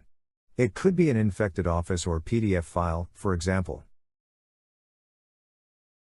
Let's take a moment to differentiate spear-phishing from traditional phishing. Phishing emails are often of poor quality, full of spelling mistakes, and easy to recognize. They are sent to a large number of people with very low success rate. On the contrary, spear-phishing refers to a variant of phishing supported by social engineering techniques, so the email is much more credible and targeted. It is carried out by a more sophisticated and determined attacker, so it is much more difficult to recognize because the content of the email is credible as it is tailor-made, without spelling errors, in the recipient's language. This type of email is just as different from classic phishing when it comes to delivery and success. It is sent to very few people, or even to one person, and the success rate of the attack is much higher. The third step of the kill chain is the delivery. During this step, the attacker transmits the weapon he has prepared. The weapon can be delivered by email, USB stick, social media message, or waterhole attack. To take a specific example, if the attack prepare an infected Office or PDF document, which represents the weapon, the delivery could represent the sending of the email to the victim with the weapon attached. Alternatively, the attacker can target a system or an application, for example by using a vulnerability allowing remote code execution. In this case, the delivery is the transmission of the payload of the exploit. The fourth step of the kill chain is the exploitation. At this stage, an exploit can be triggered by the adversary, for example in the case of an attack on an exposed service. Another option can be the victim who triggers an exploit or malicious code, for example when opening a malicious attachment attached to an email, or by clicking on a malicious link. Note that in the particular case where the attacker is already present on his target's network, the attack usually starts from this step. The fifth step of the kill chain is the installation. At this point, the adversary secures permanent access to the compromised system. It could be a backdoor on a system, a web shell on a web server, etc. This access allows the attacker to connect to his target, without having to repeat the previous steps, and even when the initial vector will no longer be usable.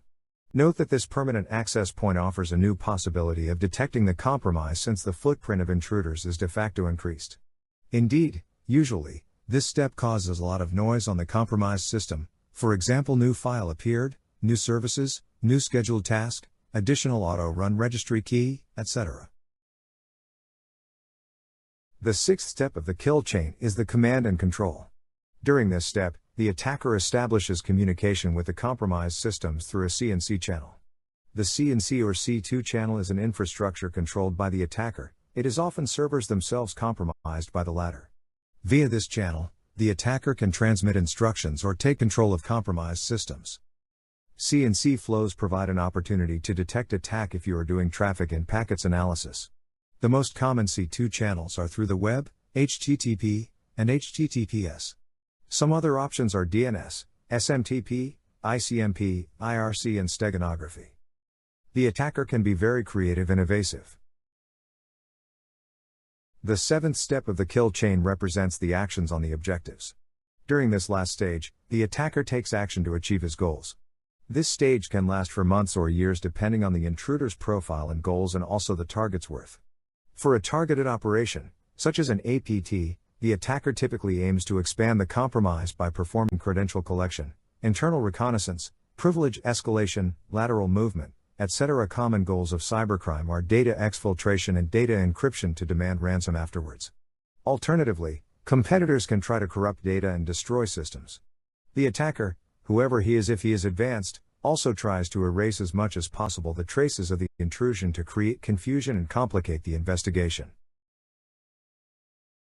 We have finished studying the cyber kill chain model to better understand and dissect attacks. Hopefully this is clear. If not, feel free to revisit any of the 7 steps. We will now describe the MITRE ATT&CK framework. The figure on this slide shows a comparison of the level of abstraction between the high, medium, and low-level models. While the cyber kill chain model that we have just studied in detail is a high-level model, the ATT&CK framework is an intermediate model that allows to better detail and link the different components. Indeed, this framework makes it possible to describe the actions and behaviors of the attackers, also in a life cycle, but at a more precise level, which makes it possible to better understand the attacks on the one hand, and on the other hand, to better match the tactics and techniques of attack with the defenses. This mid-level model is also useful for linking threat and incident intelligence data to show who is doing what as well as the prevalence of the use of particular techniques. We will study this in more detail. Let's continue by introducing this framework, its role in history. It was created in September 2013 by the MITRE Corporation. MITRE is a private, non-profit company, established to provide technical and engineering advice to the U.S. federal government. The acronym ATT&CK stands for Adversarial Tactics, Techniques, and Common Knowledge. As the name suggests, this framework offers a knowledge base on TTP, tactics, techniques, and procedures, based on real-world observations and kept up to date. We will quickly clarify the term TTP. No worries if it is not perfectly clear. Finally, this framework is free and accessible to everyone online. Let's clearly explain what TTP are. TTP means tactics, techniques, and procedures. The definition from the NIST, which is pretty good and clear, is the following. TTP describe the behavior of an actor. A tactic is the highest level description of this behavior, while techniques give a more detailed description of behavior in the context of a tactic, and procedures an even lower level, highly detailed description in the context of a technique. The main purpose of this framework is to provide a taxonomy for attack and defense. The most general, common and widely used matrix is called Enterprise, but note that there are dedicated matrices for Linux, Windows, Mac OS, mobile, ICS and the cloud. Here are some non-exhaustive cases of using the framework. First of all, in the area of offensive security, in the preparation and follow-up of opponent emulation exercises, often called red teaming. Secondly, in the field of defensive security, it is often used to make an assessment of defensive gaps and defense maturity. For example, it can be used to evaluate the detection and analysis process, but also to evaluate responses to intrusions put into perspective with the actions of the attacker. Finally, it is frequently used for the enrichment of threat intelligence. For example, you can describe the behavior of an actor, his TTPs, using ATT&CK in the form of references and unified vocabulary for all experts. We will see an example later. Let's explain the structure of the framework. The ATT&CK matrix for Enterprise, in its version 9, which is the current version at the time of the creation of this document, is composed of 14 tactics. Within these tactics, there are techniques and sub-techniques. For example, there are 10 techniques included in the reconnaissance tactic, and one of these techniques is the active scanning, where the adversary probes the victim's infrastructure through network traffic. Let us now explain very briefly each of the tactics by taking up the official descriptions of the MITRE Corporation. Reconnaissance: the adversary is trying to gather information they can use to plan future operations. Resource development: the adversary is trying to establish resources they can use to support operations. Initial access: the adversary is trying to get into your network. Execution: the adversary is trying to run malicious code. Persistence: the adversary is trying to maintain their foothold. Privilege escalation: the adversary is trying to gain higher level permissions. Defense evasion: the adversary is trying to avoid being detected. Credential access: the adversary is trying to steal account names and passwords. Discovery: the adversary is trying to figure out your environment. Lateral movement: the adversary is trying to move through your environment. Collection: the adversary is trying to gather data of interest to their goal. Command and control: the adversary is trying to communicate with compromised systems to control them. Exfiltration: the adversary is trying to steal data. Impact: the adversary is trying to manipulate, interrupt, or destroy your systems and data. At the Talents Institute, we did an exercise to simplify and better explain the ATT&CK framework, put into perspective with the life cycle of an attack, or APT. We were able to group the 14 tactics of the framework under 4 major stages. Here is the detail of this new level of abstraction. The first stage is the preparation of the adversary, which include the reconnaissance and the resource development. Then the compromise can occur, which include the initial access, execution, persistence, privilege escalation, and defense evasion. Then there are movements, which include credential access, discovery, and lateral movement. Finally, there are actions on objectives, which include the collection, command, and control, exfiltration, and impact. Here is an overview of the MITRE ATT&CK framework. We see on the x-axis the 14 tactics, ranging from reconnaissance to impact, through resource development, initial access, execution, persistence, privilege escalation, defense evasion, credential access, discovery, lateral movement, collection, CNC, and exfiltration. On the y-axis, we see the techniques, an integral part of the tactics. For example, for the tactic titled reconnaissance, the first one, there are techniques such as port scanning, collecting information on victims, and so on. For the initial access tactic, we have, for example, the phishing, the supply chain attacks, the use of a valid account, or the application or system. It is now advisable to take a few minutes to explore this framework on your own in order to familiarize yourself with it. Indeed, it is important to discover and master its organization, tactics, and techniques, especially if you have never studied or used it before. When we introduced the framework, we talked about its interest in describing attackers' TTPs. Here is a good example with a layer to describe the APT-18 group. In this picture, you see, in blue, the tactics and techniques used by this group. This rendering comes from the tool called ATT&CK Navigator, also freely accessible online and provided by the MITRE Corporation. It allows you to create such layers that can be imported or exported in JSON format in order to share them with your colleagues or the community. We like to use this tool during red team exercises, that is to say for the simulation of adversaries, in order to transparently describe all the techniques and sub-techniques that we use. At the end of the exercise, the blue team can have access to this document in order to see the actions of the red team and thus carry out a gap analysis. Imagine the interest of having this type of layers, for example with a coloring in red for the actions carried out by the red team, then a coloring in blue for the actions detected by the blue team. You immediately and strikingly have a support for exercise analysis that allows you to better visualize and understand what went well in the detection and what was not detected, and thus, to improve the processes of the blue team. We have now completed the chapter on the ATT&CK framework. Here are some useful references so that you can continue your learning of this great framework.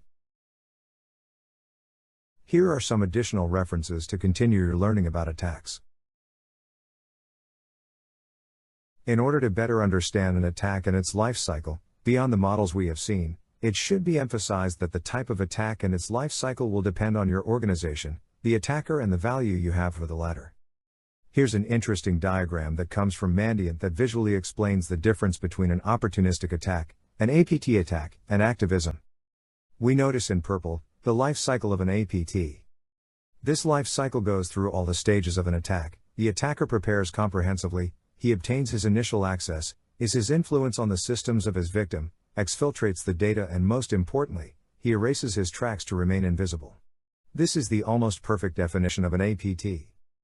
This is the almost perfect definition of an APT, right? In yellow we have the activists. The latter often have politico-religious motivations, so they take care to choose their target, which is generally ideologically opposed to what they claim. Then they prepare to perform their attacks, but it's not as well elaborated and sophisticated as an APT. Once the compromise has been made, they generally do not expand their influence but exfiltrate data directly, without taking care to cover the tracks to remain undetected. Indeed, the activist often makes his actions visible and, if possible, spectacular. It often happens that activists modify the homepage of the victim's site to display claims. Finally, we have the commodity threats in red. These attackers do not define a specific target. They prepare or buy tools to act quickly and get their first access. Once this access is obtained, they exfiltrate the data without taking care to erase their traces, just like the activists. These attackers are more or less sophisticated and generally rely on highly automated actions and a large number of targets with a success rate much lower than an APT. Despite this, the damage is often significant. Throughout this chapter, to describe the attacks, we talked about the cyber kill chain, the MITRE ATT&CK framework, and the life cycles of attacks. However, here are other models, including the diamond model for intrusion analysis. The latter is less common but has certain advantages. As an optional task, you can explore and research this model. Here are the needed references to do so. Here are the instructions necessary to guide your learning of the diamond model for intrusion analysis. Good luck!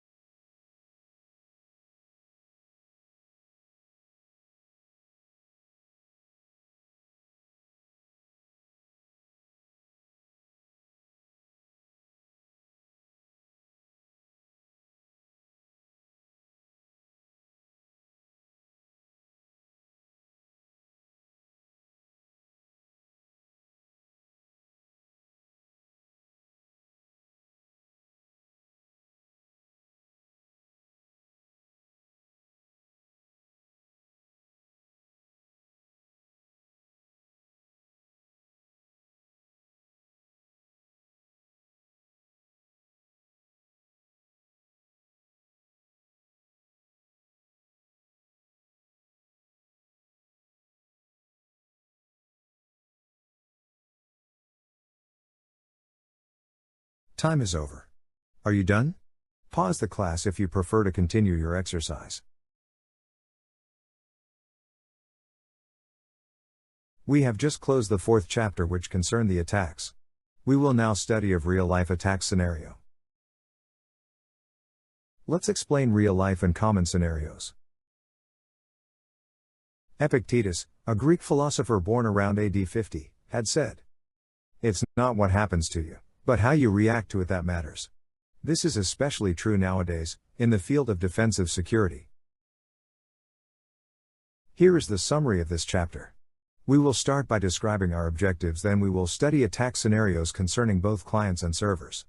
We will explain a spear-phishing scenario, a scenario involving an infected USB drive, an exploitation of the browser and an attack on an exposed service. In Part 6, we will study a real case of an APT, to finally, in Part 7, bring some notes on the detection and mitigation of these scenarios.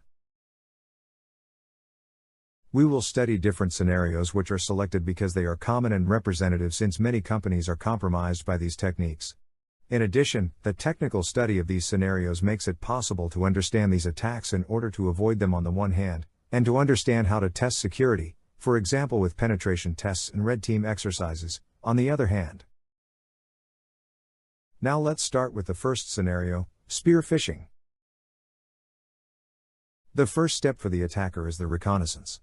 The attacker can perform so-called passive reconnaissance, because he does not directly interact with his target, using public search sites and professional social networks. The attacker chooses a few employees working for his target, then he prepares a malicious document and writes a tailor-made email to send it to his victims. Once the attachment is opened by a victim, the remote system is exploited and a backdoor is installed. Then, a command and control channel is established so that the attacker can remotely access the newly compromised system. Is this spear-phishing scenario clear to you? To be sure, we can try to carry out the description and mapping of this scenario put into perspective with the cyber kill chain. The 7 steps of the cyber kill chain are presented in this image, as a reminder. You can now do this exercise on your own. The objective is to better assimilate both the spear-phishing scenario and the cyber kill chain, which, let us remember, is a very useful and important model. For that, take 15 minutes to think about how to fill out this table. We will then propose an answer. Good luck.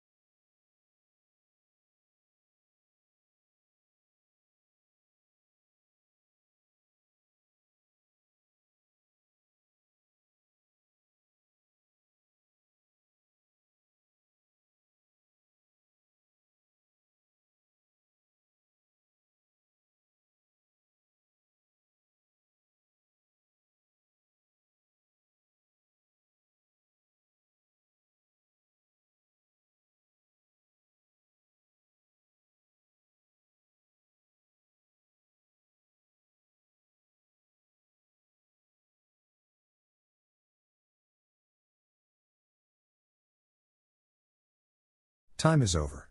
Are you done? We will now propose an answer. Pause the class if you prefer to continue your exercise. Here is now a proposed answer. Note that the scenario has been simplified for this exercise. During the first stage of the kill chain, the reconnaissance, the attacker selects a few employees working for his target.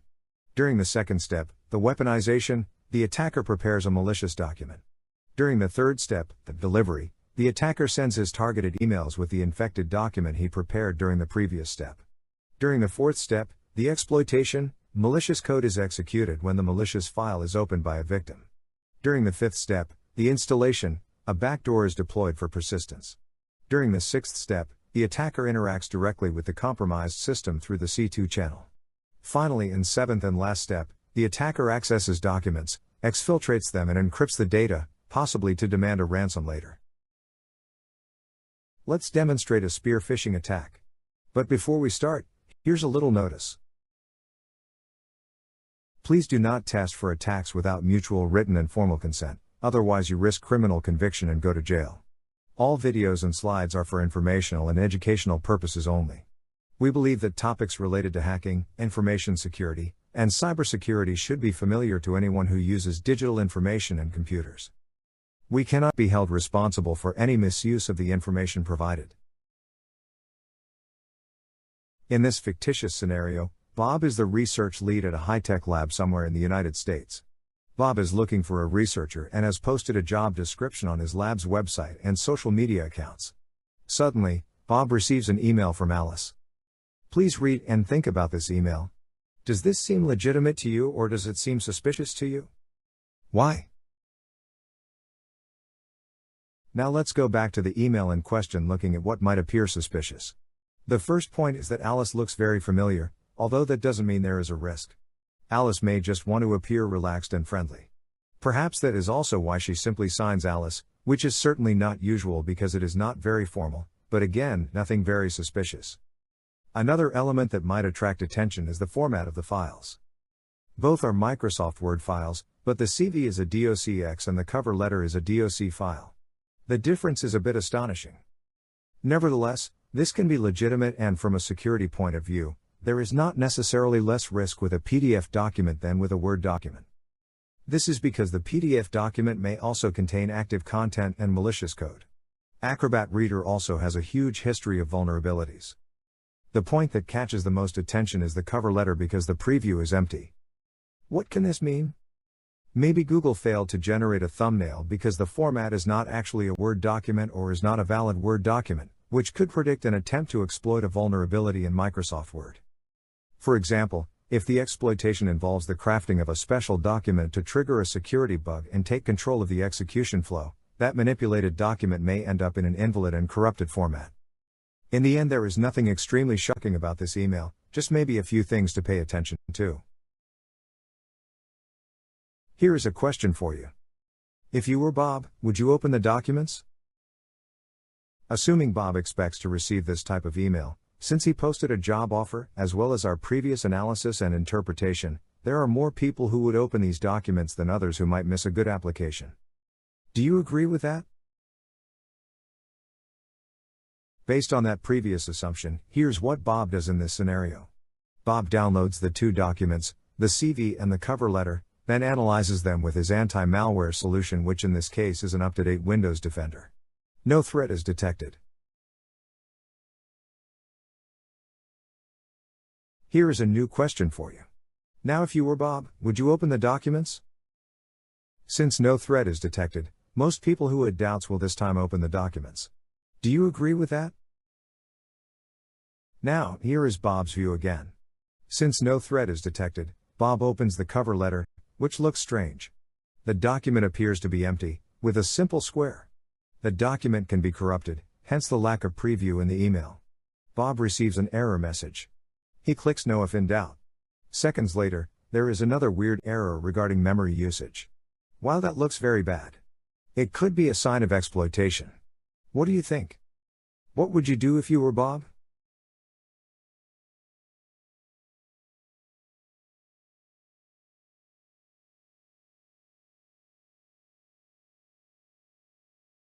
Note that for this demonstration, We are using Metasploit, a famous penetration testing framework.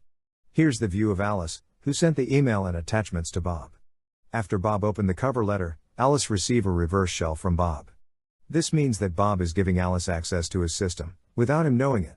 The incoming session is from Bob's PC. It is a MITRE shell. Alice interacts with the newly established session and then displays information about the victim's system, meaning where she is logged in. Then Alice requests a Windows native shell and goes through Bob's file systems. Alice explores Bob's file system, discovers a file called researchsecret.txt on his desktop, displays the contents of that file, then lists the contents of a folder called IP, possibly for intellectual property. At this point, Bob's PC is under Alice's control, in his security context.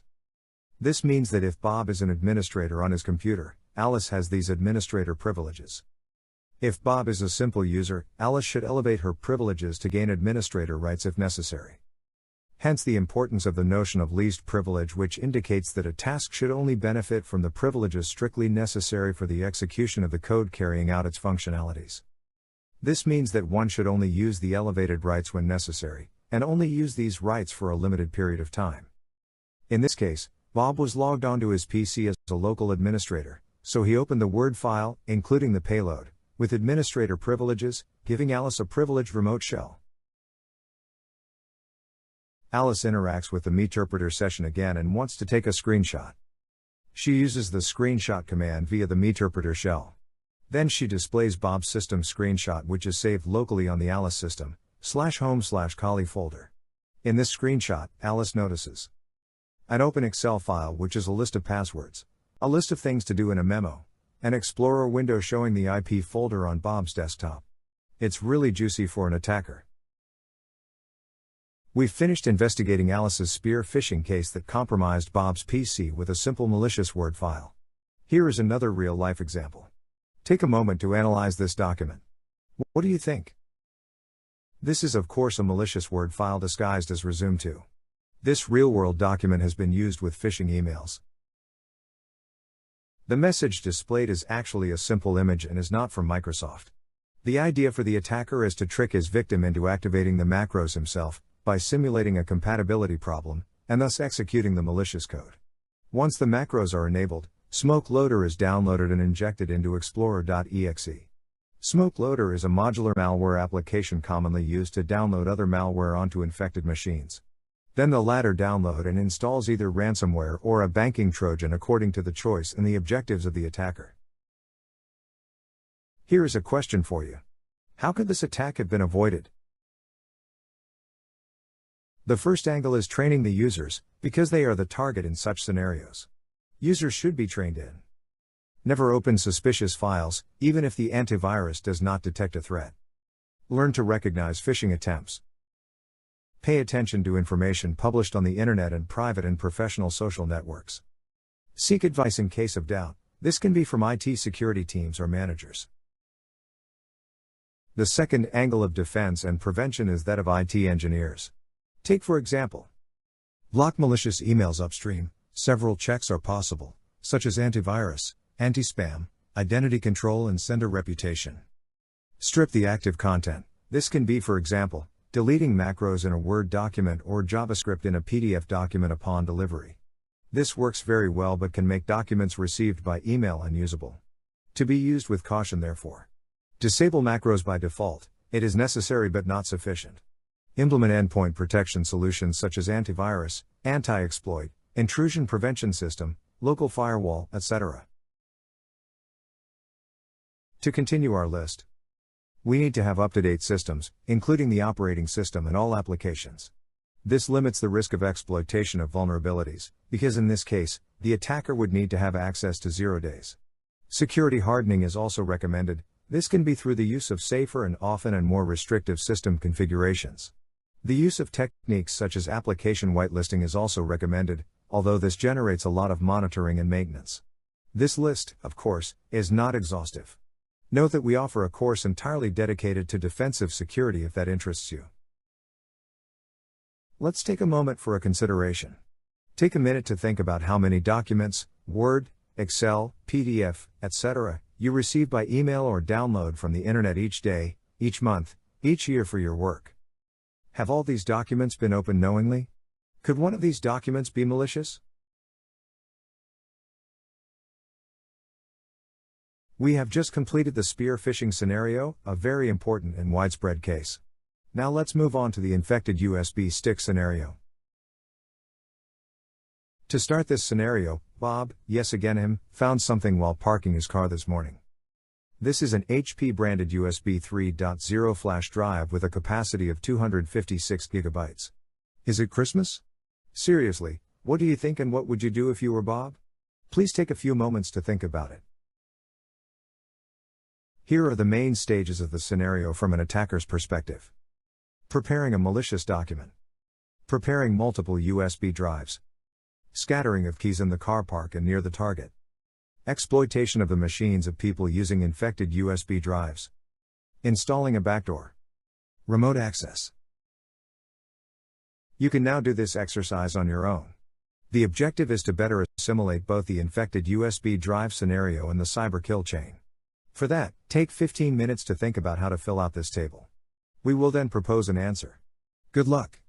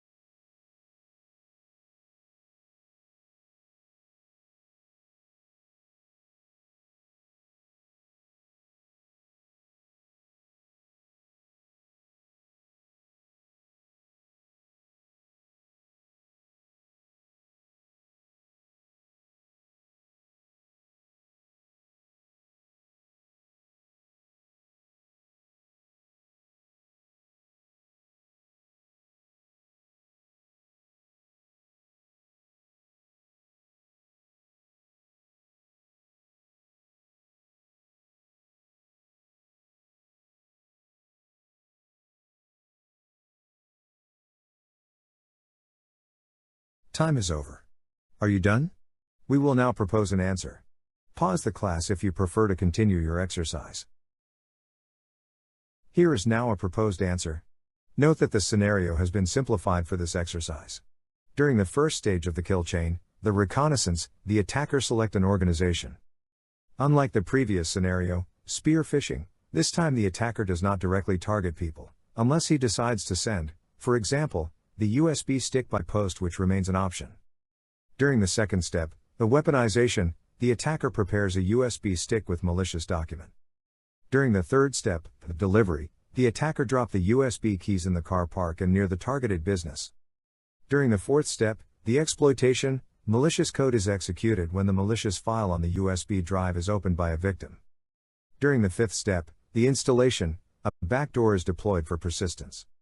During the sixth step, the attacker interacts directly with the compromised system through the C2 channel. Finally, in seventh and last step, the attacker accesses documents, exfiltrates them and encrypts the data, possibly to demand a ransom later.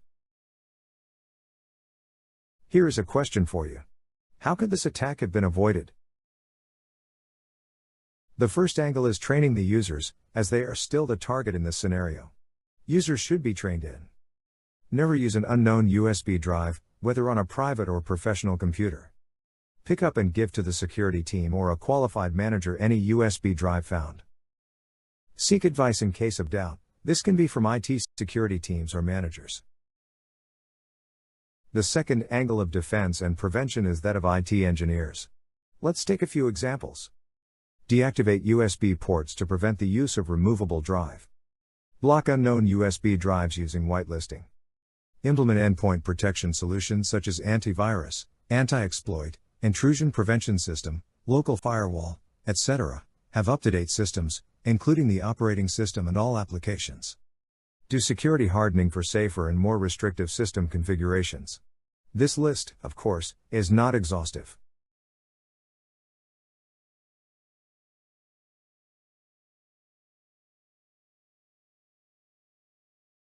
We have just completed the infected USB stick scenario, a very special but fascinating case typically used to penetrate networks that cannot be accessed by conventional means. Now let's move on to the browser exploitation scenario. Here are the main stages of the scenario from an attacker's perspective. First, there is the reconnaissance of its target. Then, he prepares a malicious web page with an exploit for its target's browser. From this point there are several ways to get the victim to visit the prepared page. First, the attacker can compromise a real website that is known to be visited by its target and add its malicious code to it. This is called the waterholing attack. It might sound far-fetched, but there are many real cases where it has happened. Of course, only sophisticated actors engineer these kinds of attacks. Or, more simply, the attacker can trick the victim into visiting the page themselves using social engineering techniques such as a phishing phone call or email. Next is browser exploitation, often referred to as a client-side attack, when the victim browses the malicious page. From there, it's more classic. The attacker can perform a privilege escalation, deploy a backdoor and continue to achieve his objectives. You can now do this exercise on your own. The objective is to better assimilate both the browser exploitation scenario and the cyber kill chain. For that, take 15 minutes to think about how to fill out this table. We will then propose an answer. Good luck.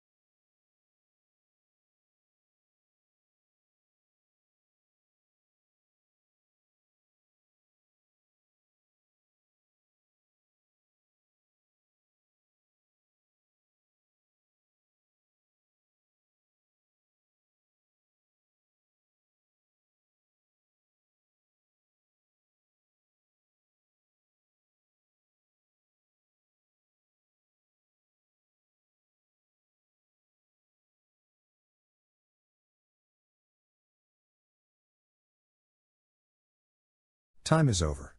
Are you done? We will now propose an answer. Pause the class if you prefer to continue your exercise. Here is now a proposed answer. Note that the scenario has been simplified for this exercise.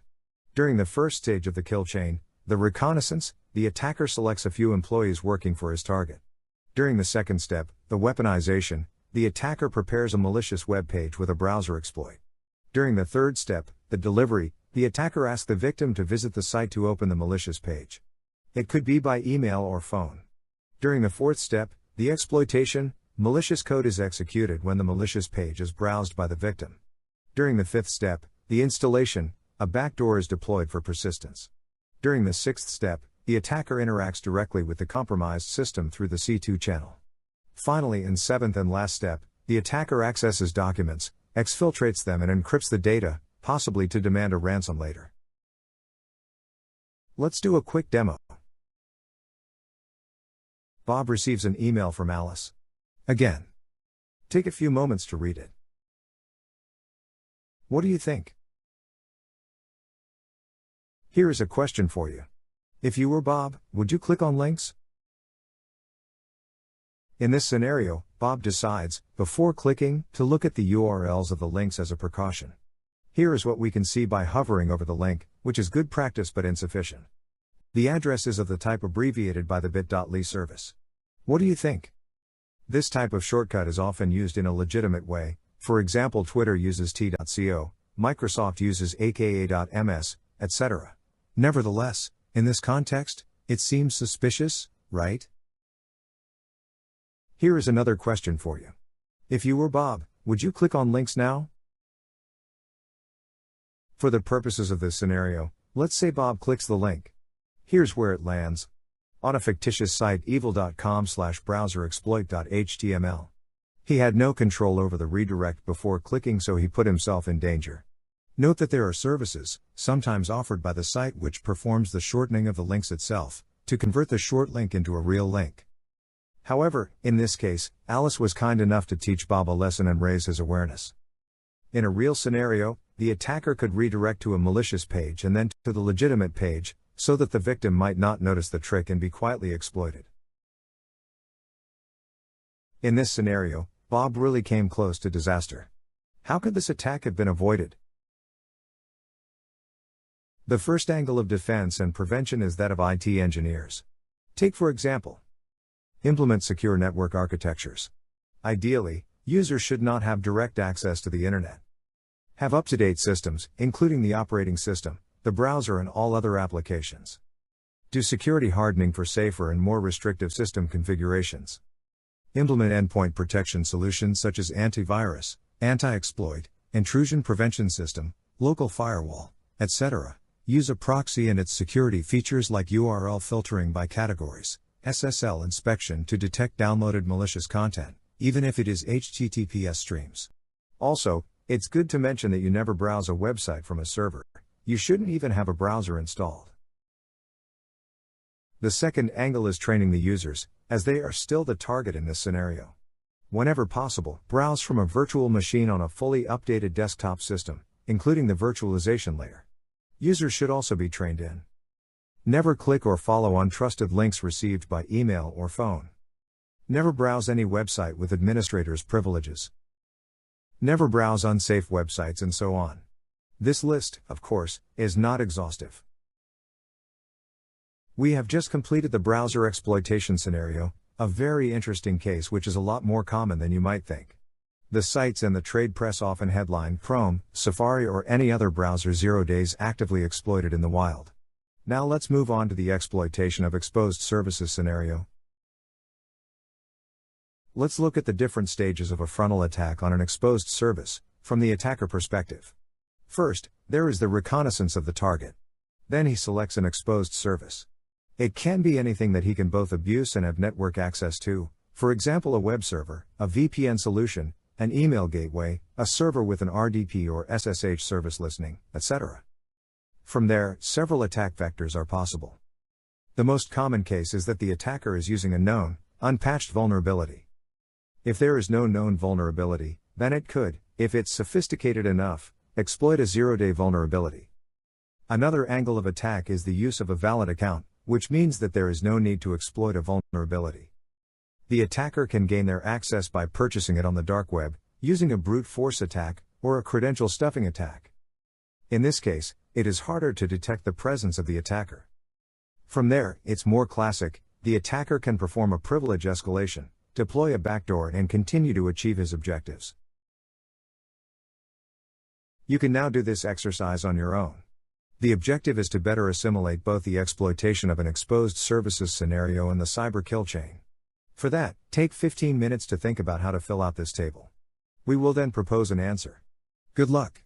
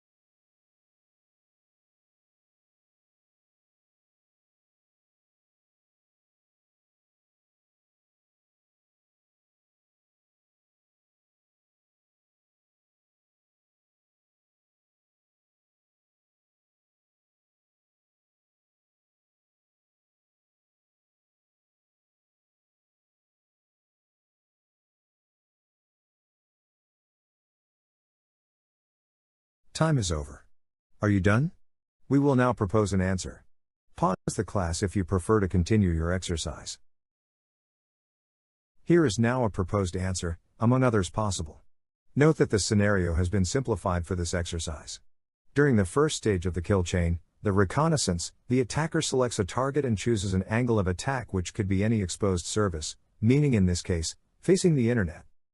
This could be, for example, a firewall, the SSH service on a Linux server, the RDP service on a Windows server, a website, etc. During the second step, the weaponization, the attacker prepares an exploit to take advantage of a known vulnerability or 0 days.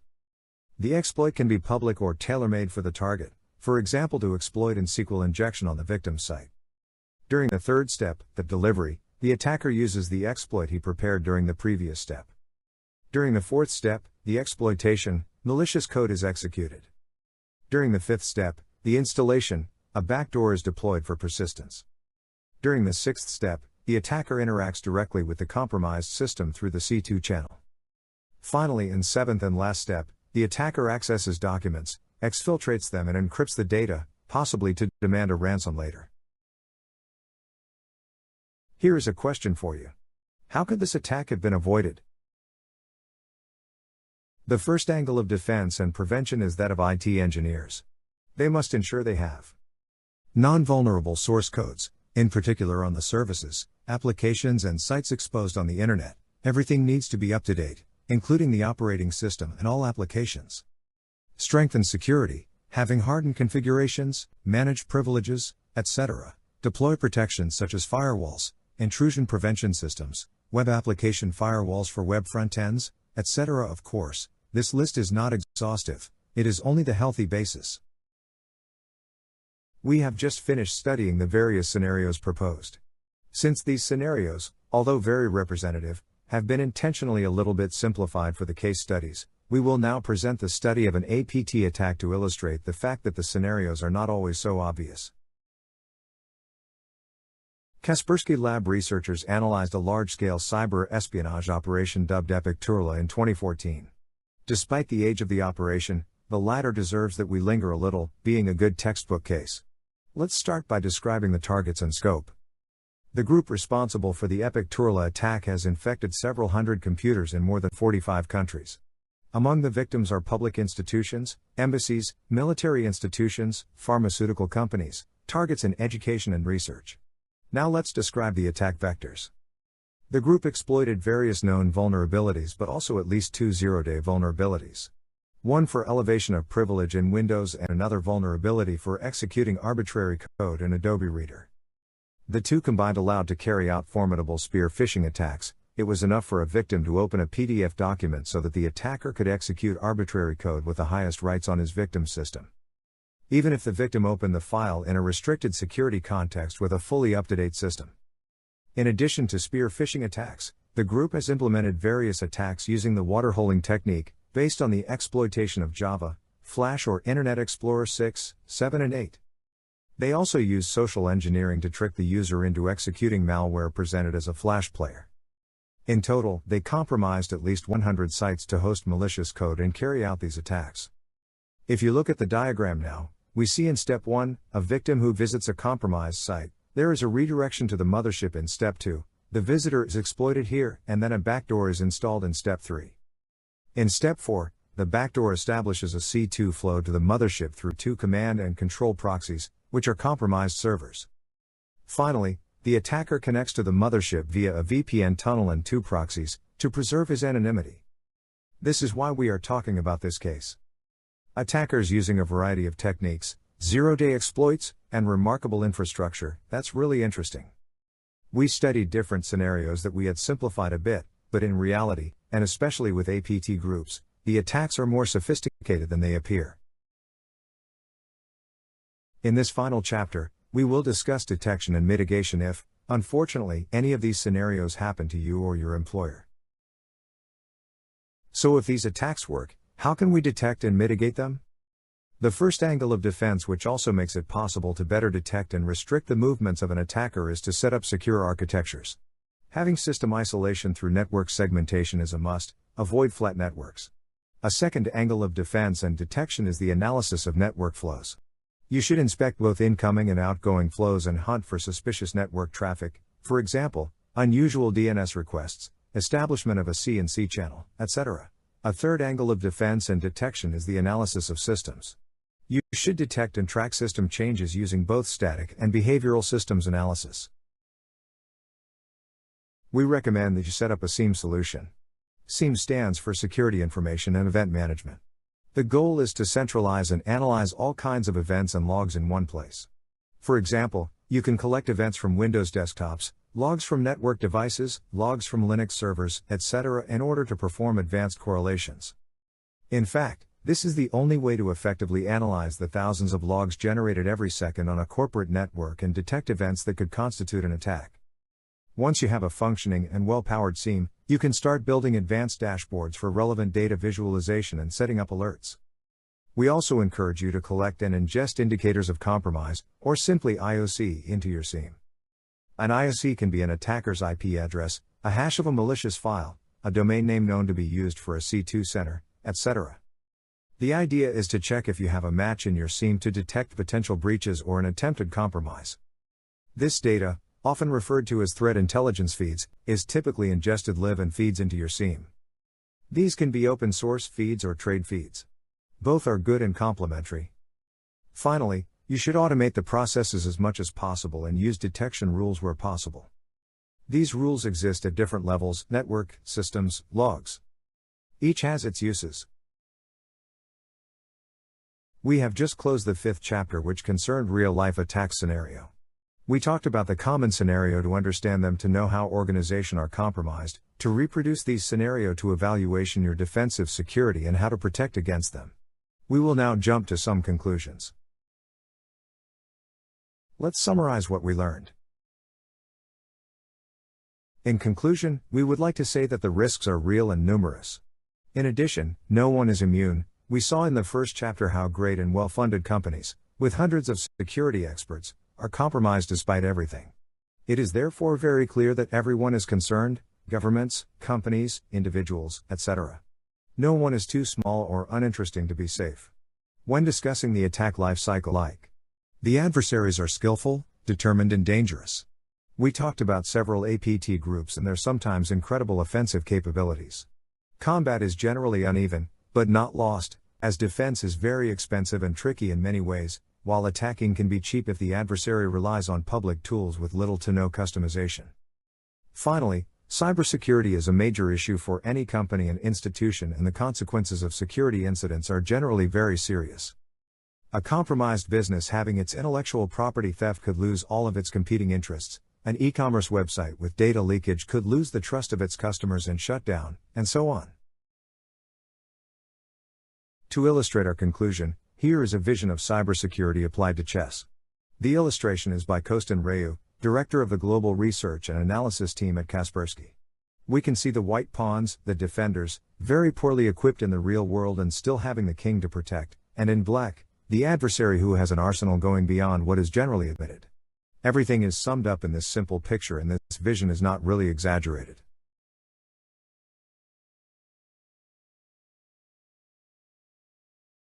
Here is now a bonus part of the course if you are interested in working in IT or cybersecurity. Let's give some perspectives. We will now describe the jobs in the external global context. Here is a list of common security-related jobs divided into 3 main categories. Defensive security, detection and fire, which stands for digital forensics and incident response, and in terms of defensive security, the highest position is that of CISO.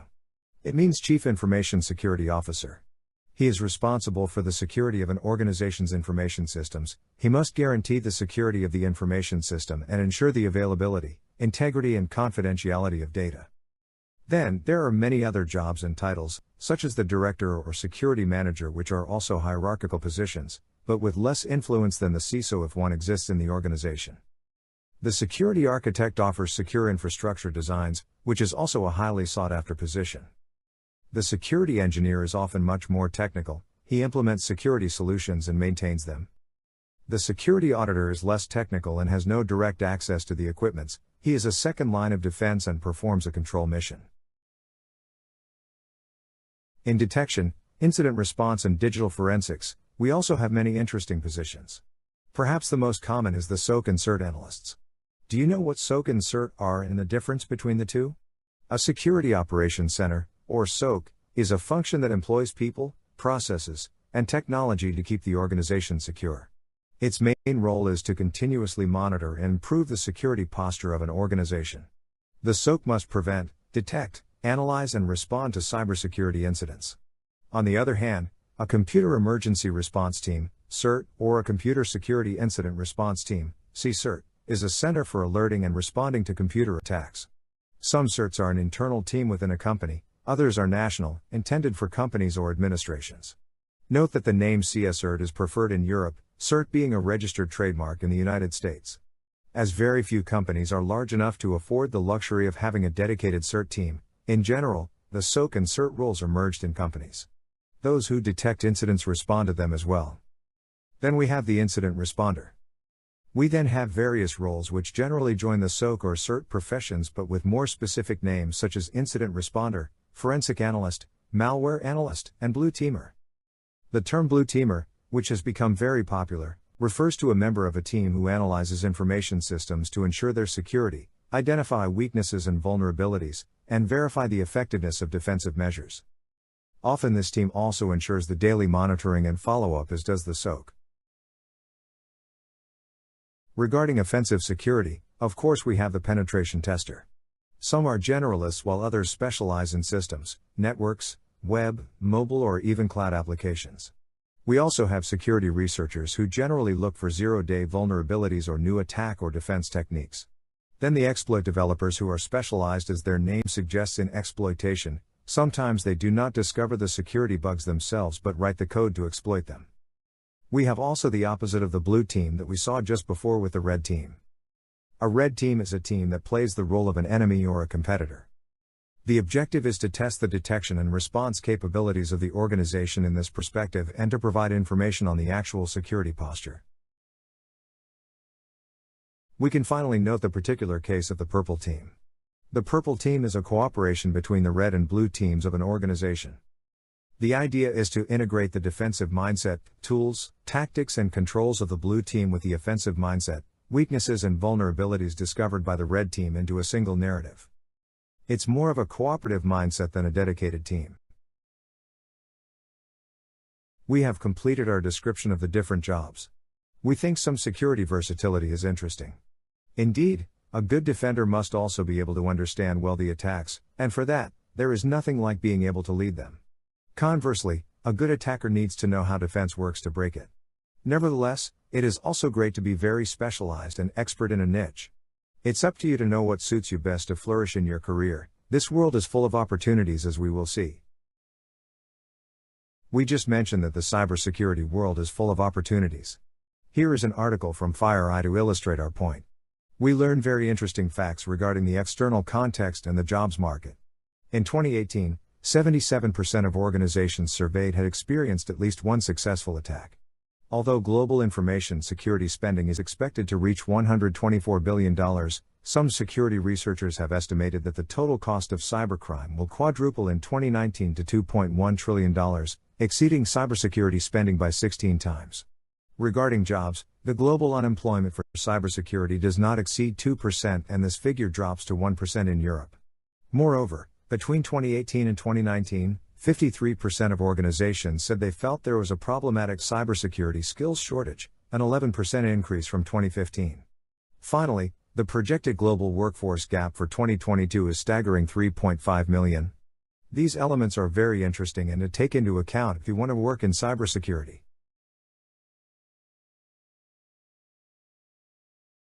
Thank you very much and congratulations for following this introduction to cybersecurity. Hope you enjoyed this course as much as we did making it. Do not hesitate to send us your thought or get in touch with us.